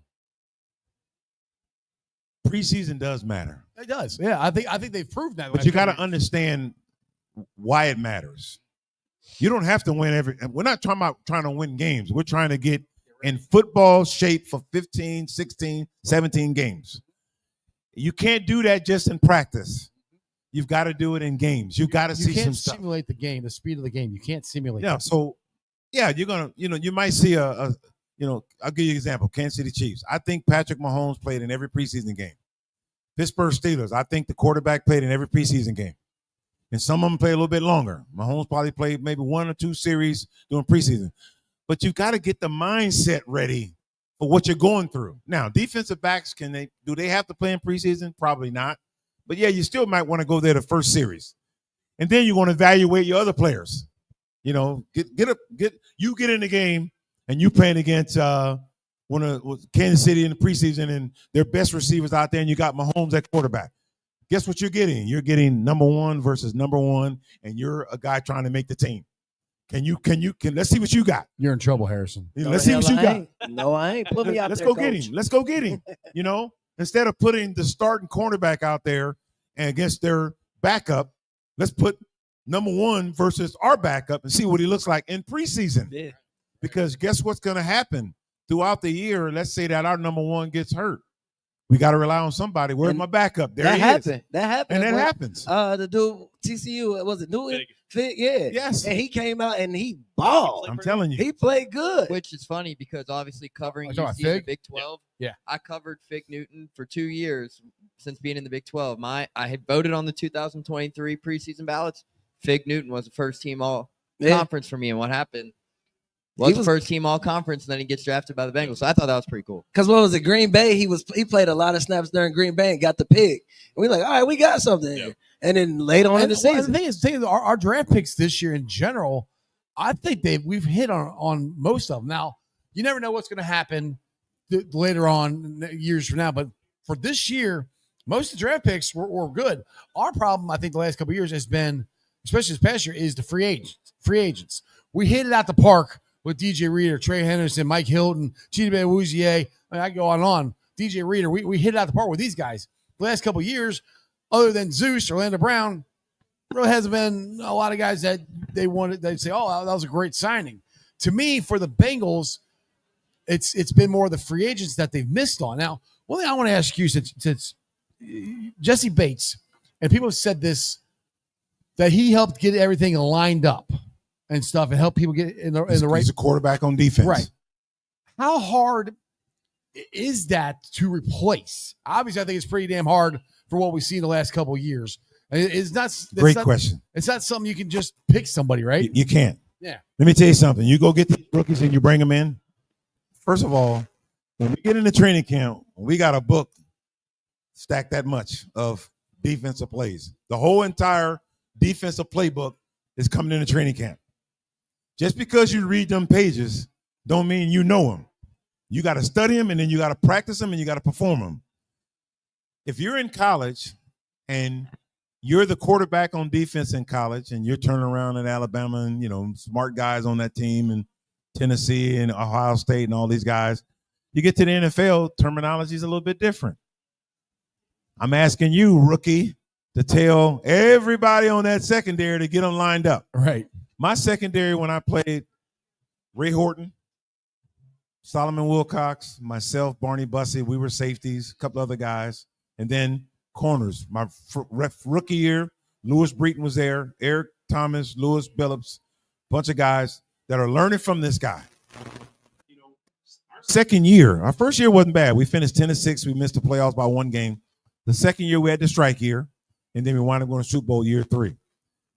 But in those 3 years, we became veterans. Right. We became veterans in 3 years. We didn't draft anybody else. We may got one guy here, free agency, blah, blah, blah. But we had like 12 DBs from 86 that in 88, man, we were like 10-year veterans. Yeah. Everybody was on the same page. LeBeau made it. Let me tell you, man, we ran a 3-4. It was so simple. Oh, my God. It was so simple. It was, the defensive play calling was a few words. Strong safety fire, zone blitz. I look at quarterbacks today and they be in there talking, and all of a sudden I see them going, blue right Titan, 17, 5,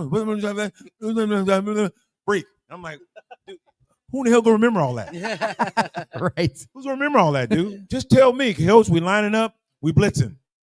Super Bowl 23. I'm playing man-to-man on the tight end. I'm right on top of him. And every time we play man, I be on him, he blocked down, and I stay there, and it's like he's occupying 2 guys. Next time I went to the sideline, I said, Coach, that receiver blocks down. The tight end blocks down every time I get up there. Can I just come off the corner and blitz? He said, you got to make it, because if you don't make it, we're going to look bad. I got up to the line of scrimmage. That tight end, Brent Jones blocked down on the defensive end, which was Jason Buck. I tapped Jason on the butt. Sorry, man. No homo. I tapped Jason on the butt. I said, hey, you got him. And that tight end, short enough, blocked down on Jason. Jason grabbed him, and I came right off his butt, and I sacked Montana. Listen, when you got an instinct and you see that stuff, you go back and tell the coaches. Yeah. Not all coaches will listen to that. Right. LeBeau heard it, because if we're on the field, we see things, we know what's happening. Why not come back to the sideline and tell Coach, right, I think I got an opportunity. And let me tell you something. Right after that sack, what do you think Brent Jones did? He never blocked down after that. Yep. Every time I got up there, he blocked me. That's also different back in the day, because nowadays you can go to the sideline, you have your tablet right there, you can see the plays. Back in your day, we didn't have a tablet. My mom was a tablet. Yeah, so it's great. My eyes were a tablet. Yes. You see something that they might not see, so you can communicate it and change. See, the game. that's once again. When people say about Dave, how about coaching? I would rather coach high school and college, because I think high school kids don't know nothing. They're learning. College players think they know it all, but they're going to get there. Professional guys, they know too much. Right. It's hard to talk to a professional. David Schuler told me that I was wearing the wrong shoes when he was coaching me. We played the Browns in Cleveland. I had on rubber bottom shoes. I think they were called like Sharks. I had rubber bottom. He told me, hey, you can't wear them on a baseball field playing at old Cleveland Stadium. Right. You can't wear those. I'm like, how's a coach going to tell me what shoes? I've been wearing these shoes for 3 years. And in them 3 years, coaches, I've been an All-Pro. I've been defensive back of the year. I went to the Super Bowl, and I made a Pro Bowl. I said, with these shoes, you just got here. Right. I'm not going to disrespect him, but I say, Coach, I think I'm comfortable with my shoes. He said, no, you can't wear them. He wanted me to take them off, because he said that the rubber bottoms wouldn't go well in the dirt. And I'm like, I coach me.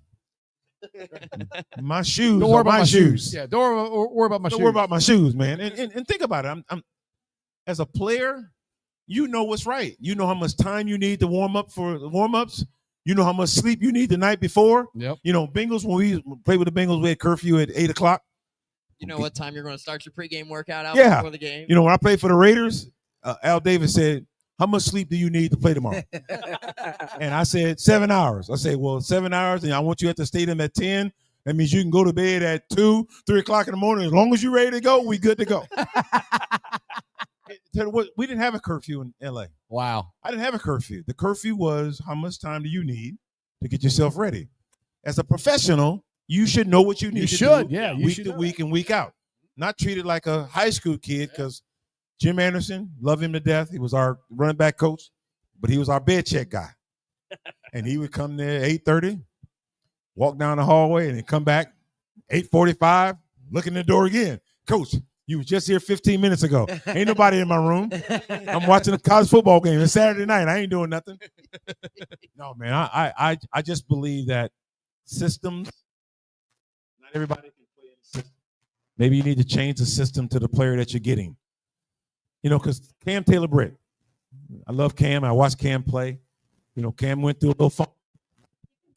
Things started changing. Things started changing with Cam.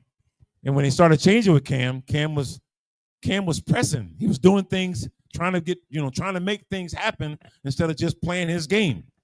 And when you get that, dude, sometimes you don't fare well. And it's been a rough year, man. It has. So one thing that I like that you keep bringing up, the zone blitz.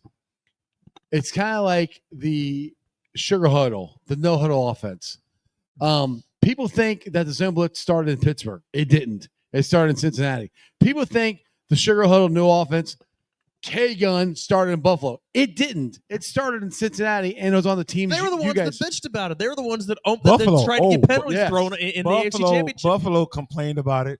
Players were falling on the ground. Yep. And then up to 2 hours before our Super Bowl in 23, the NFL was trying to stop Sam from running it. Right. Up to 2 hours before the game.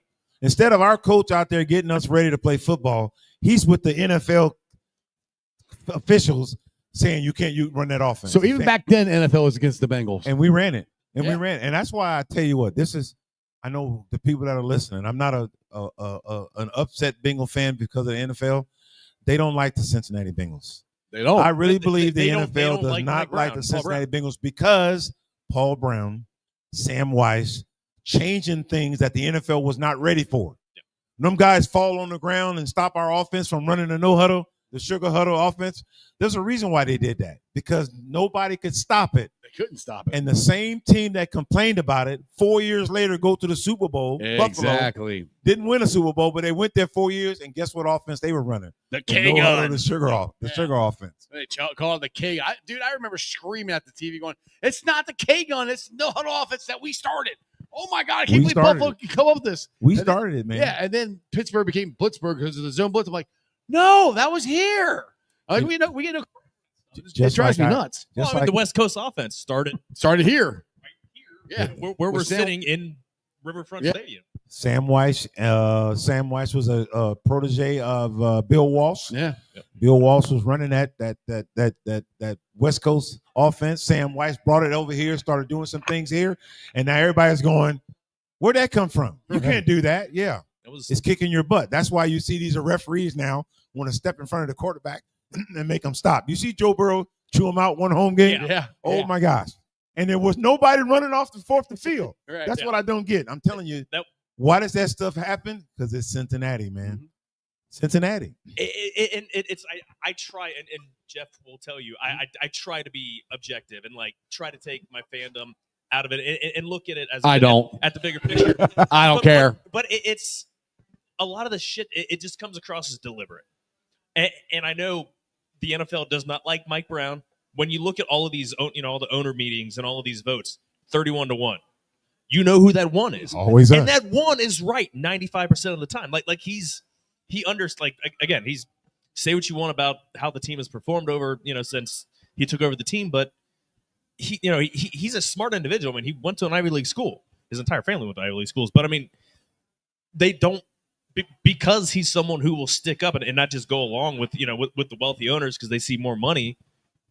It seems like they hold it against. And I try not to say that. You know what else? But it's too obvious. You know what else is different? So let's look at all the owners in the NFL. We got 32 of them, and we got assistants and whatnot. You look at the Browns family, Cincinnati Bengals Browns family.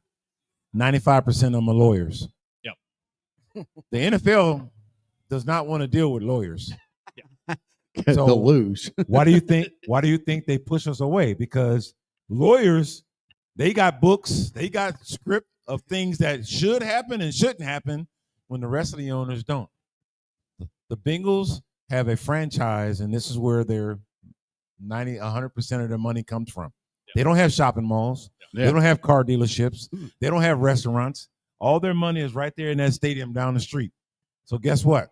That makes it tough. It makes it tough for them to be who they are because we're a little bit different than the rest of the league.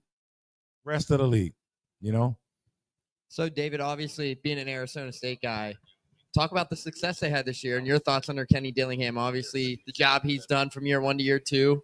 Just talk about watching that as an alumni from Arizona Man, State. let me tell you, Arizona State has, the frustrating thing about Arizona State is people don't get to see them play because they're way back there. We actually did get to watch them play. They were at the UC game. We got to see the Bearcats taken behind the woodshed. Yeah. And that game, let me tell you something. I know Levin was hurt. I said the same thing. We didn't have our starting quarterback, but you still had everybody else. Scatterboo, let me tell you, man, that's going to be a hell of a name in the NFL. Them guys are going. They can't wait to call Scatterboo on TV. So do you think Bingle do you Boo? think- There you go. Call him Bingle Boo. Down for that, yeah. Do you think that Scatterboo is going to be a good NFL running back? Because people they're saying, "Oh, he doesn't have the speed." I don't think. Like that's never going to He's be Mike Allstott.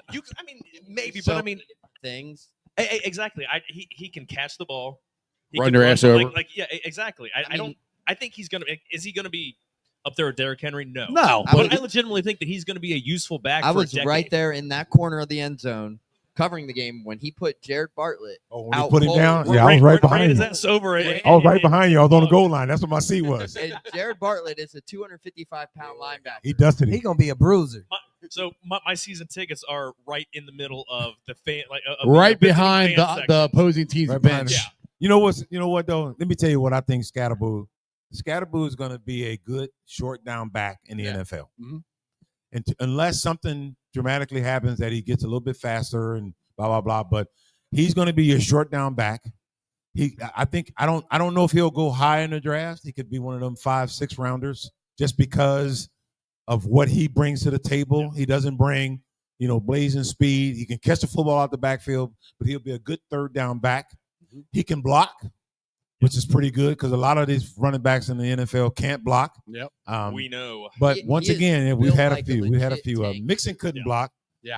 Mixon went down in Houston, and Still When can't you block. look down at running backs in the NFL, you see the video of Saquon Barkley in the weight room. I'm 100% positive Cam Scatterboo can bench or squat more than Saquon Barkley just by how he's built. Does Scatterboo, does he actually have a neck, or is he just shoulders and just head?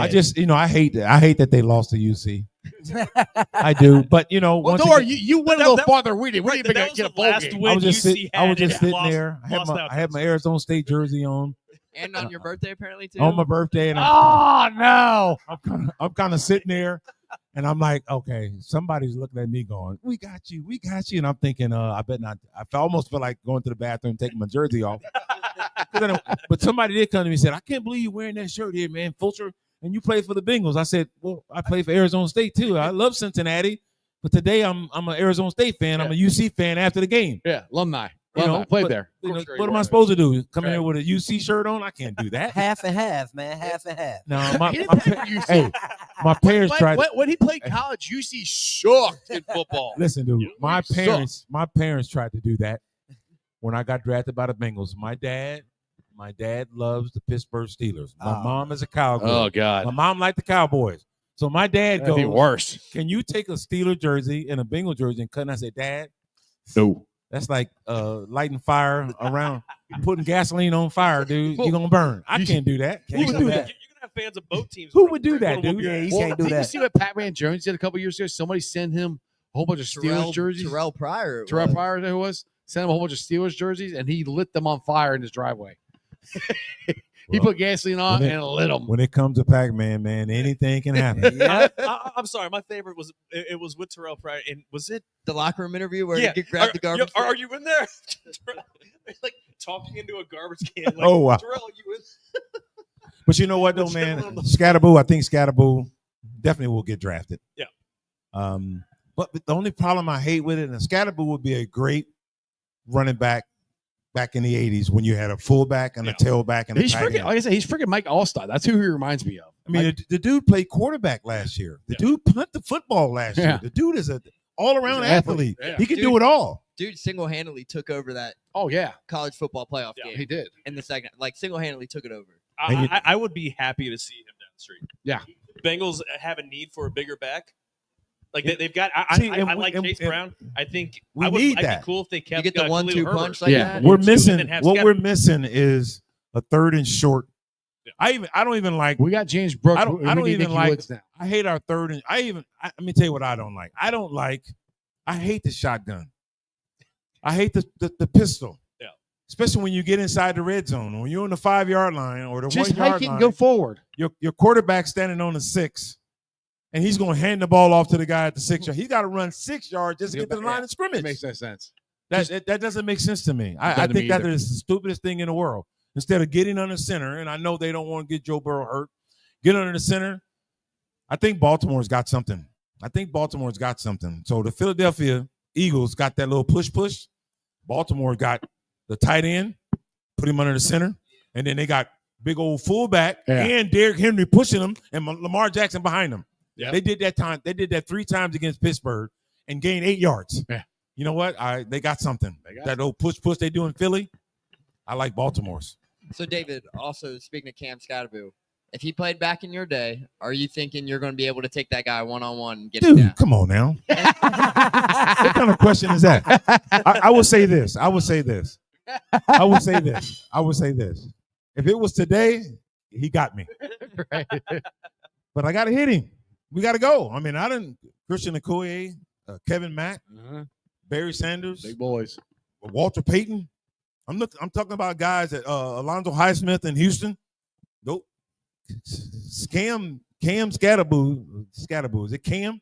Cam. Yeah. I forgot his name. He ain't no Scatterboo. When them guys are booze. Them are Scatterboos. Right. You compare that guy to them, that's a no-brainer. But yeah, I'm gonna tell you something, man. He brings it, dude, and he runs so low. Yeah. I mean, he runs so low, and when he's down on the ground, if you ain't down there with him, you in trouble. If you standing up, he gonna take you to the shed. Firsthand at UC too. When he had Jared Bartlett down there, I mean, he looks like a fire plug. Yeah, he's built like a fire As plug. I said, does he have a neck? I know. So let me ask you. Obviously, you didn't fear anybody, but running backs that you played against, who was the one that was, more like, all right, we're strapping in today. This is going to be, big boy football. Christian Okoye comes to mind because that dude was huge. I think I just answered, told a few of them. But if you had to, pinpoint one that was like on your radar, like we got this guy coming. Who did you hate tackling? I mean, I know you had Kevin Mack. I don't think I hate tackling any one of them. My thought was, I'm going to need some help. Bo Jackson, our first time playing the Raiders in LA against Bo, and Bo came through the line of scrimmage, and I met him up right in the hole. And we both like this, straight up in the air. He trying to top his feet. I'm doing this, and all I'm saying is, "Where's my help?" I got it. Come on, boys, let's go. All I thought about was, man, if he pushes off of me and everybody watching it, I'm gonna be the laughing stock of the day. But Bo Jackson, I'm telling you, man, his career ended with the injury with us. Yep. But let me tell you, man, pound for pound, him, and I'm telling you, I played with a guy named James Brooks. Badass. Little dude. Yeah. But James Brooks would hurt you. Mm-hmm. He going to hurt you by juking you. So you couldn't go in there flat-footed, because if you went in there flat-footed, he going to run you over. If you went in there and you're bouncing around, he going to juke and you're gone. I don't know, man. They don't make football players like they used to, man. These running backs James today. Brooks. I mean, his size and speed. Dude, James was like 175. Yeah, he's built like Darren Sproles, but he's still running around. But he'd hit you and run you over. That's the thing with James to do, which is crazy. I will tell you, man, football, Scatterboo's going to, David and I, my podcast guy over there, David Coleman, we talked about, man, Scatterboo and the Bengals. I take it.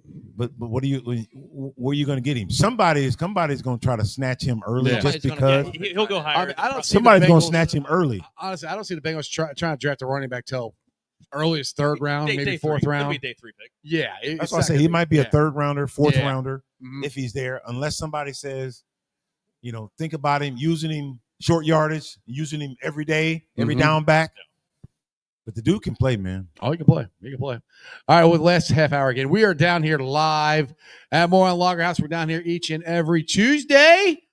We got a burger special here, $15, burger, fries, and a beer. I should have got one of them. You should have got one. They're delicious. Their burgers legit. I got them shrimp, man. Yeah. Them shrimp kicked my butt. You got that little hot sauce. Still hot. It's four to close, and then we're down here every Tuesday talking sports from 6 to 8. So come on down. So, David, like I said, we got about a little less than a half hour here left. And by the way, thank you for staying. Appreciate you coming down and joining the show. The 88 team, the 88 Super Bowl.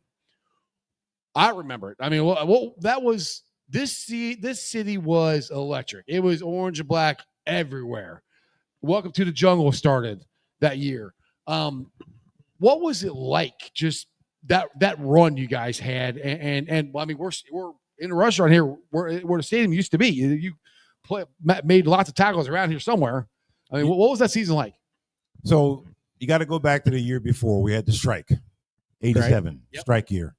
We started practicing at LaSalle High School. LaSalle didn't even have a football stadium, a lot of dirt, and we kind of, years went on, they wound up building a football stadium because of the support that we gave them through the Bengals.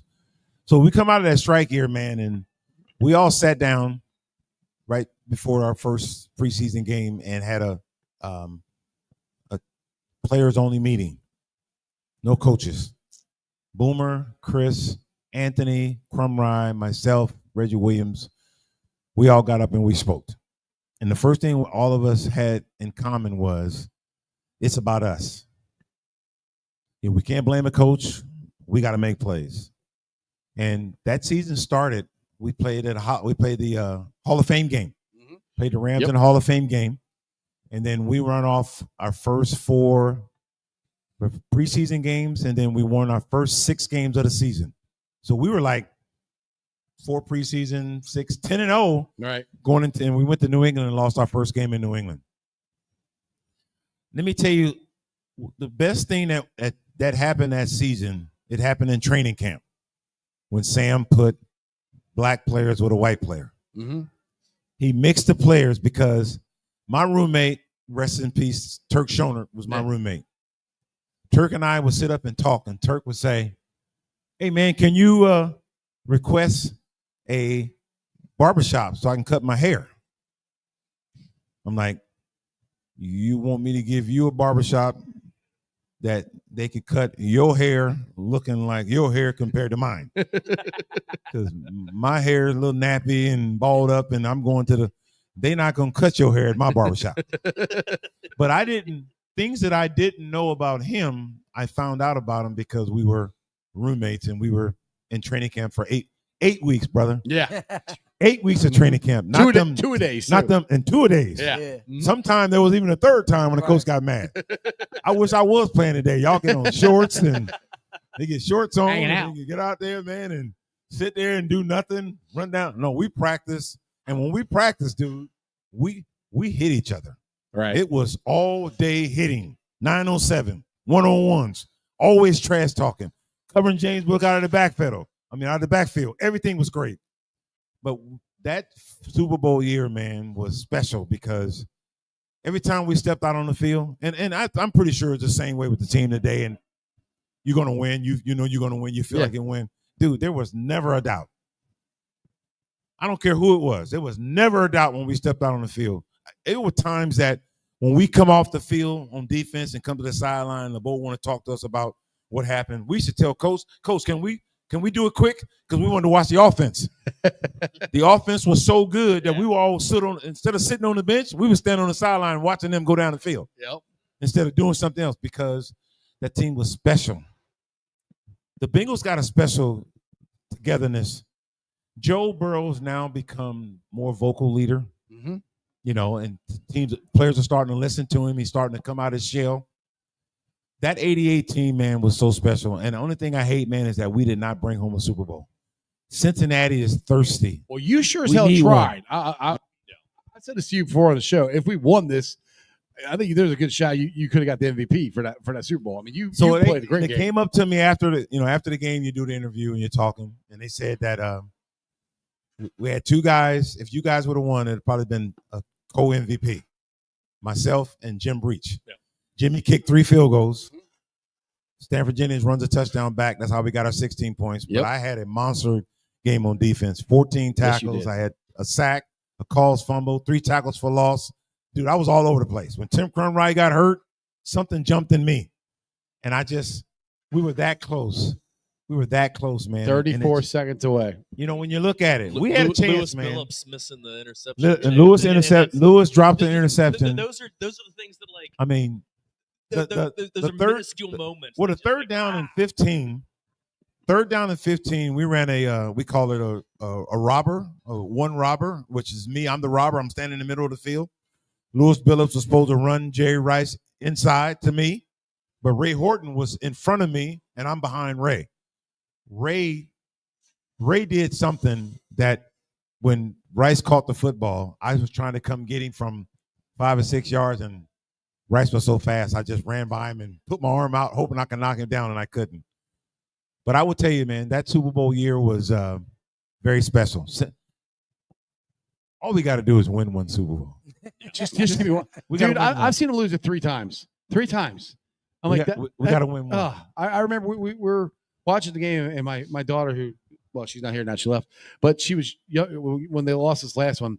She's like, Dad, well, at least they made it. I said, I know, honey, but I've watched them lose it 3 times, and all 3 of them are close. All three of them, we had A chance to win. The one that we should have won really was the first one. Yeah. First and goal on the one with Stop. big old Pete Johnson, and 4 downs, we don't score. 26-21, we score a touchdown and win the game. Yep.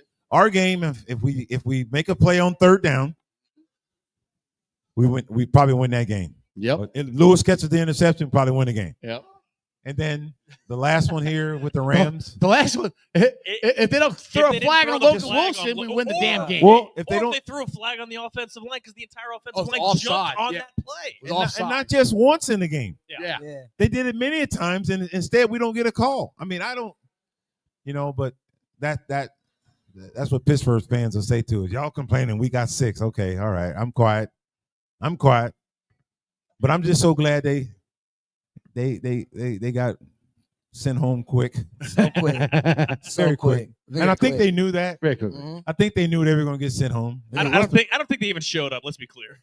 Russell Wilson was out there dancing, doing warm-ups, and I'm thinking, Russell, you know what's about to happen. He said, let's Be ride. happy he didn't have- Let's ride home. They We come going to get you, home. man. Hey, be happy he didn't have Marshawn on the field like he did the one game of the season in the end zone warming up. He was like, Marshawn, come take a handoff for me like old times. Yo. That was funny, too, though. That Super Bowl that they lost when Russell throws the interception. I was told, and this is back then, that because of they didn't want Marshawn Lynch to be the MVP of the Super Bowl. That's crazy. Oh, that's a dumbass reason. They didn't not want to do it. Marshawn Lynch to be the winner of the Super Bowl because you know how Marshawn Lynch, when he gets in front of the camera, he goes off into Never space. know what's You never know Crazy. what's coming out. Yeah, but Absolute now here's the gold. thing, though. he's a TV star. He's got a So movie. Seattle, hand the ball off to Marshawn Lynch, and when he scores a touchdown, tell him to go in the locker room. Right. Hey, Russell, they want to Hide all. interview you. You're the MVP. Yeah, exactly. But instead, he tries to throw the ball and he gets an interception. I'm thinking, if they hand that ball off to Marshawn Lynch, I'm hoping there is no golf carts nearby. That would have been. he's going to get the gonna golf steal cart. that golf cart again like he did at Cal. They just didn't want Marshawn Lynch to be the Super Bowl MVP, so they would have to get on crazy. it. And that doesn't make sense to me. No, I How, don't do- think it's how does at the all. NFL control that to Pete Carroll, who won't let Marshawn Lynch run the football? I'm trying to win a Super Bowl. Right. Hey, guess Cares what? who scores? I'm gonna give you the damn football, man. Get in the end zone. Yeah. You weigh $150. I That- don't care. Just as long as you That get in the end guy's zone, not I'm giving it good. to you, Neil, because you wouldn't go anywhere. Pete Carroll's response should have been like, "Yeah, see ya, f off." Here you go, Marshawn. Right. Exactly. I mean, best back in the league too. Like, I would have given that guy the Super Bowl. But you know what? Our Super Bowl, man, was so fun. The city of Cincinnati deserve one, man. Yes. We're gonna get one. I believe we're gonna get one, and I hope it's soon. I think this team Amen. the team has too much talent to just getting there. Uh-huh. They got to finish it. They should have finished it against the Rams in the last Super Bowl, but 9-8 for the last couple of years is not good enough. No, it's not. And that's and They got to start fast. Yes. Yeah, not good enough. And the thing is, 9-8 with Joe Burrow, terrible defense, terrible offensive line. Like it's only him, Jamar Chase, Chase Brown, and T. Higgins. That's their floor. Like everything goes wrong. Even last year, Joe misses the last 6.5 games. Still won 9 That's and their 8. floor. 9-8. You don't have to build it. You don't need the 85 Bears on defense. Right. You need a mediocre defense and a mediocre offensive line. You just can't have turnstiles. Dude, so the Burrow thing is, can. If you to get the two top of his- guards, Yeah. you're gonna have a really good If freaking Burrow offensive can line. get to the top of his drop without Yeah. having to immediately release, if he can go through 2 reads, If they're going to 35 points. a if game. Joe had a I think the Bengals offensive line, you got to make it right. It's This gotten isn't- better. I mean, this isn't to say, oh, let's go grab the Commanders offensive line because Your boy back there is getting all the time. The Baltimore Ravens and their offensive line. There were times that our offensive line had did their job. Let's go to Tennessee. Yeah. Let's go to Tennessee when Joe was back there. It's about 12 seconds before he threw a touchdown. Yeah. Okay, 12 seconds back there running around. A lot of time. That's a lot of time. Yeah. But see, on those plays, the other plays look really bad when he gets sacked in 2 seconds. Mhm. How did that happen in 2 seconds, but 12 seconds before? Right. I think, Joe, I watched Joe and I've heard him say things about, say, well, why you get sacked so much? He said, well, I don't want to turn the ball over. I would rather punt the ball instead of throwing an interception and get sacked. But he's getting sacked because he's holding to the ball a little bit long. Yes. And he's trying to get somebody. He wants to get other players open. Receivers got to get open for the guy. The thing is, though, he does it though sometimes. Some of the tackles he gets out of is just freaking ridiculous. Yeah, they've got to get open. Jamar Chase, I'm always open. Okay, well, we got that guy. Higgins, he gets open every now and then, but he there's some balls that he drops. But then what else do you have? Yoshi, could be a good guy. Gesicki, hopefully. Yoshi can't beat one-on-one coverage. That's what I'm saying. They got to get open. They've got to get open. You don't have that Mr. Reliable guy like you had in Tyler Boyd out of the slot. You do. He just does a really shitty gritty. Mike Gesicki. That's your Tyler Boyd now, man. Legitimate. Yes. They need to, regardless what they do, and by all means, you know what I like. Please keep T. Higgins, but bring back Mike Gesicki. I love that dude. I bring Gesicki back. Yeah. I also had a thought. I don't know what Tyler Boyd's doing with a contract over in Tennessee. It was just a 1-year deal. See, Tyler Boyd, let me tell you something. Tyler Boyd should have stayed here. Tyler Boyd should have took the $6 or $7, $8 million and stayed here. Tyler Boyd is our guy that goes across the middle. But who could be that? Yoshi. Yeah. Yoshi could be that guy that plays in the slot, come across the middle. But see, you got to catch the ball. He's got the physical. And you got to get all open. the physical tools. I tell you who it was supposed to be. It was supposed to be Burton doing that job, but I think he's gone. yeah. I don't think I have to worry about him. Yeah, You know what, though, man? And I know that's another Dr. He's a Phil good show. kid. I've met him. It's not the Dr. Phil show, but I will tell you this about that kid, man, is the Bengals need to get him some help. Yes. Don't. He's got insurance with the Bengals, the NFL. Yeah. You cut him, he has no insurance. Get that kid some help. Yeah. If you're gonna let him go, get him some help. Give him a year. I mean, take a year away from the game. Like I don't know how exactly if you can go on like a mental health year, but it's the telltale thing for me that was when he was drafted. Nick Saban, college coach, is right there on the panel. He said it. They all said it. He told him. Yeah, and it's when that's your coach, and this guy carries so much gravitas with every word that he says. When his endorsement is less than ringing, and it's very clear, there's a lot of red flags, there's a lot of hesitancy in coming from his college coach. You're relying a whole hell of a lot on what TJ Houshmandzadeh says, and that's how much is he talking up his guy more than actually giving you an honest impression of what this guy can and will be in the NFL. This kid's got a gift. Oh, he does. He's talented. Not when people come to the NFL, everybody go, oh man, you don't go to the NFL just because you might be okay. Yeah. You got to be good to get in the NFL. Okay. The worst NFL players were the best players on their college teams. Oh yeah. Yes. So but mentally, he's missing something. The plan to succeed is not registered to him yet. Yeah. Succeeding is not just how much money you're making, how big your car Succeeding is not just getting in the Succeed NFL. is about how you perform with other people and making them better is what making yourself better. And I would hate to see the kid get cut because if he leaves the Bengals, as much talent as he got, the rest of the league is going to go, I don't know if I want to touch that. So get this kid some help. Try to get him on a clean walking path before you get rid of him because we don't want to see nothing happen that he's out of football and years from now something dramatic happen because he's not getting the help. Yeah, look at the person, not the player. But once again, you would never think that coming from Alabama. And once again, man, it doesn't matter where you come from, but this kid had issues at Alabama And Georgia. He was at Georgia. and Georgia. So this kid is just his continuance of issues. And when we come to the league in the NFL, we see doctors, we see lawyers, we see commissioners, we see people, and the guy needs help, more help than anything else. So one more quick thing back to the 88 Super Bowl, and I'll let you get out of here.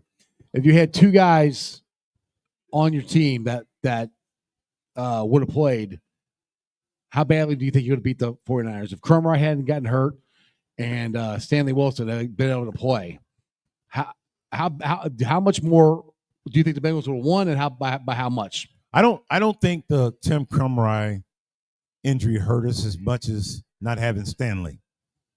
David Grant came in for Tim Cromwell and played his butt off. Didn't get a sack, but he clogged the middle.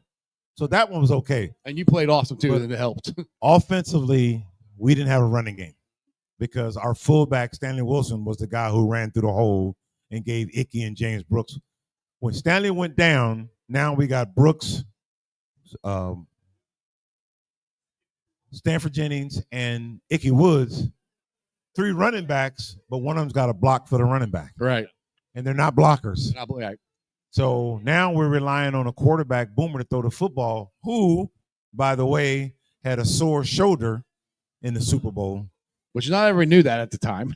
Nobody knew that, Yeah. but he had a sore shoulder and he got in the Super Bowl. And I don't know when it was sore, but our running game, when you're having almost 220 yards rushing in a season, and you go for 35, 40 yards in the Super Bowl. Yeah, it's a big difference. Yeah. That, and you're averaging 26 points a game and you don't score an offensive touchdown in the game. We score 1 touchdown, we win that Super Bowl. Yeah. Mm-hmm. That changes the math. One offensive touchdown. One offensive touchdown, we win that game. Yep. I completely agree. That's what's so frustrating. 3 field goals. And remember now, you don't want to kick field goals in the game. No. If we take one of those field goals and make them a touchdown, we're Super Bowl champs. I mean, we can say that for a lot of the games this year. How many times the Bengals have driven down the field and get in the end zone? We got to kick a field goal. Right. Exactly. You can't win a game kicking field goals. Exactly. A field goal is an offensive loss. Yeah. And unless it's late, unless it's late game situation when you're driving down and kicking the last second one, a field goal in a regular situation. But I also know if you get down in the red zone and it's like 4th and 2, and you got a field goal and you try to go for it, you don't get it. Take the points. Right. Yeah. Exactly. Take the points. And you're like, damn it, we should have kicked the field goal. Kick the field goal and take the points. Right.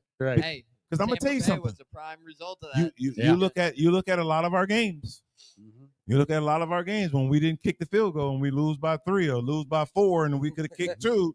In one of them games, you know what? I would take a 37-36 win, a 37-39 win on a field goal than lose a game 37-36 when we had a chance to kick a field goal. Or if you're going for it on 4th and 1, don't run the same play you just failed on 3rd and 1.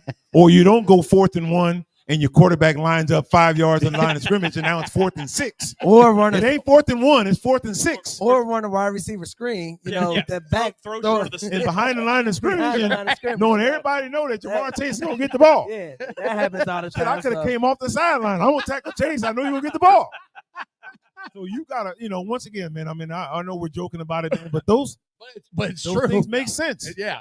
All the quarterback couches out there, and people say, "Don't do that, don't run that," and I understand sometimes Zach Taylor's thinking and what I see because the screenplay worked when it was 2nd down and 7, or 1st down and 10. They don't always work on 4th down and 3. No. Exactly. Especially when you got a receiver like him, when everybody and their mama know the ball's coming to him. Right. Because I'm gonna tell you something. Think about that play, that screen that they did the chase. Tight end. Who was it? Eric Hall for the Bengals? Bengals. Sample on his side, because Chase is coming from Sample to the other receivers. Yeah. When he turned and went to throw the ball over here, everybody went that way, and guess who was wide open? Yeah, Sample was clear. He was just standing there going like this. Yeah. But it was a play over here for the screen. Yeah. Sometimes you just, he's wide open. Yeah. Like, hey, it's so there. That's when players can go back and say, Coach, that play we just ran, I was wide open standing over there. All right. Let's look at it and see. Maybe, another series or 2 come back, same play. Boom, he's open. Who knows? And in 30 seconds, you have that film right there to be able to look at it. Yeah, see, look, there's literally nobody. There was nobody over there are on Uno. Nobody. I can have a convoy. Well, I mean, that's kind of disrespectful to the legend, Drew Sample. I mean, he is a legend when it comes to tight end play. You know what I don't like, though? I mean, I know we're talking about Drew. I don't like the throwing the ball behind the line of scrimmage. I hate that. I don't like it. Listen, it's 3rd and 2. If you're going on 4th down, you gotta be Especially over fourth the down. You've got to be over the line of scrimmage. Right. Depending the situation, You too. can't. If it's You fourth and can't two, make those calls. You can't listen. The one thing, what's hard to do, is to block a moving target. Right. It's hard to block a moving target, and then you're asking a wide receiver to block. They're wide receivers. They are used to catching balls. You make tight ends, you make linemen block, Right? Because that's what they do. So when you throw a screen, how many times you guys seen screens and the referee throws a flag because it's holding? Yep. Or somebody offensive lineman is downfield. Bolson. Yep. Dude. So that DB comes up. Okay, I'm messing with you, man. We're off the air, so nobody can see your size and my size. What? But Neil's a very large man. What are you talking he's about? coming up to block me. He's coming up to block me. I'm licking my chops. It might be you. I'm thinking, oh, that's a big dude. But this guy coming to block me. I'm getting put on my ass. He's in trouble. He's going to have to hold me because I'm going to run through him to get to the ball carrier, and he's going to have to grab me. Guess what? Holding. Stupid. Can't do that. It's one thing if Damn it's it, first and Neil. 10 and you're running like a clear out and and you've got numbers, but when everyone knows it's a short yardage situation, it's over outthinking yourselves. You know what else we stopped doing? We did this in Frisco. When they go play Frisco last year? Last year. Okay, last year. Receiver screen. Chase is in the middle. Receivers out here. The other receiver's in the middle. The receiver steps up to take the screen. DBs come up. Chase ran a corner. Yep. Wide open. Yep. Where was that play? I haven't seen that dude in a year. No. I guarantee teams are biting on that it's open. They're, It's not they're that that was coming, a one-time shot. they're coming to get the screen. Yeah. Yep. And Chase runs a corner. He's wide open in the back of the end zone. I may have seen that. I don't think I've seen it this year, but I know I've seen it last year in Frisco. Yeah. Well, hopefully we'll see it again here soon. David, I appreciate you being on for an hour and 56 minutes. Give it up for David Fulcher. Tell everybody about your podcast. You and your partner here got a podcast you want to plug? So my partner, David Coleman, national renowned speaker, the dating doctor, he and I put together a podcast called Overtime Life After the Spotlight. And what we do, we talk to people, not just athletes, but people who were in the spotlight, the mom who had 3 kids, and once the kids got out and they're out of the house, mom is no longer in the spotlight. So we want to talk to moms and dads and whoever, people, business owners, sheriff, people who, no matter who it is. And what we do, man, we just talk about overtime life after the spotlight. Now that you're out of the spotlight, what are you doing? We've had some great people on. I had the Brennemans, Marty and Daddy, Tom and Marty. I had both of them on my podcast separately, and we talked about lifetime after the spotlight. And we just talk about common sense stuff. Just have fun. And we love it, man. We've probably done about 60 of them in the last 8 months last year. Wow. I've had some Steelers on. Damani Dawson lives in Lexington. Had him on. I had go back to the beginning. I had quarterback Tommy Frazier from Nebraska. Touchdown, Tommy. I had Tommy on. I had Yeah.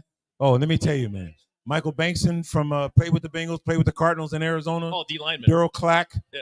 I've had we've had some guys, man, and Marcus Allen, I got him scheduled. We're gonna do Mel Levitt from UC. Yeah. Mel's coming up. I've actually had Mel. I finally got one of the guests he had. I had on. So We got Mel coming up.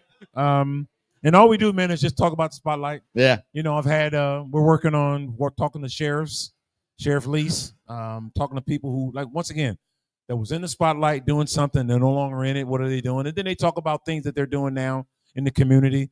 And that's what we do, man. We just, we get on Bootleggers Music Group Radio, Paul Jones. Paul is our big guy that takes care of us, man. And we just talk and have fun. Just like we're doing here, man. Yeah. Just running our mouths, having fun, and just having fun and running with it. And I do it because it's just fun. I don't do it for any other reason. I ain't trying to make no money. And if I get a sponsor out there too, somebody don't do that, that's great. But just talking about everyday life. Like I said, it doesn't have to be a football player. It could be a fireman. It could be a mom and a dad. A teacher, somebody that's no longer in the middle of it, but now what are they doing now? Remember, we had George Vogel, Channel 5. We had Dennis Jansen. We had all guys that was in the spotlight. Yeah. Now that they're out of it, and just trying to remember the show Where Are They Now? Yeah. Yeah. Yeah. Our version of Where Are They Now is Overtime Life After the Spotlight. And everybody can find you're on YouTube as well? We're on YouTube. We're on Spotify. Bootleggers Music Group Radio. You can go down and download their app. I'm not a country boy. I'm not all them crazy music, so I don't listen to all the music on the Bootleggers. But I do listen to my podcast. As far as the music, I don't listen to it. Paul, I'm sorry if you listen to this, but man, I've always wanted to. I always wanted to do radio, TV, sideline, football. Yeah. I can do that stuff. Yeah. I know what I'm talking about. People ask me, can you send tapes on the internet? I don't have tapes. Just let me do it. And if you don't like it, send me on my way. There you go. I do know a little bit about football. And I just try to tell the truth. I think sometimes, man, the truth hurts. People don't want to hear it. But I'm a guy, man, and like the Bengals, I love the Cincinnati Bengals, man. I wish I could. I just want to see Cincinnati get a Super Bowl. Amen. That's all. I do too. Give it up for David Fulcher. Woo-hoo. Thank you very much, David. Appreciate you coming on. Neil, you want to plug some stuff or I'll let you get the heck out of here? Yeah, so you guys can follow me on Twitter. I know most of you guys already do at MeyerNeil6. Filming another great episode of the Bearcat Tip-Off Talk podcast later tonight, so that's going to be out there as well. Bearcat Blitz, we're always talking UC Athletics, so kind of all over the place, but continue to rock with us over at thefrontofficenews.com, a.k.a. Cincinnati's Rivals website. So, yeah, continue to rock with us. Thanks, David. Make sure that you guys check out Neil.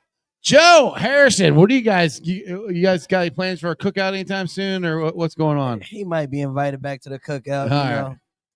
I'll bring either bourbon or bean or whatever. Okay, yeah, he's invited to the cookout. It's okay.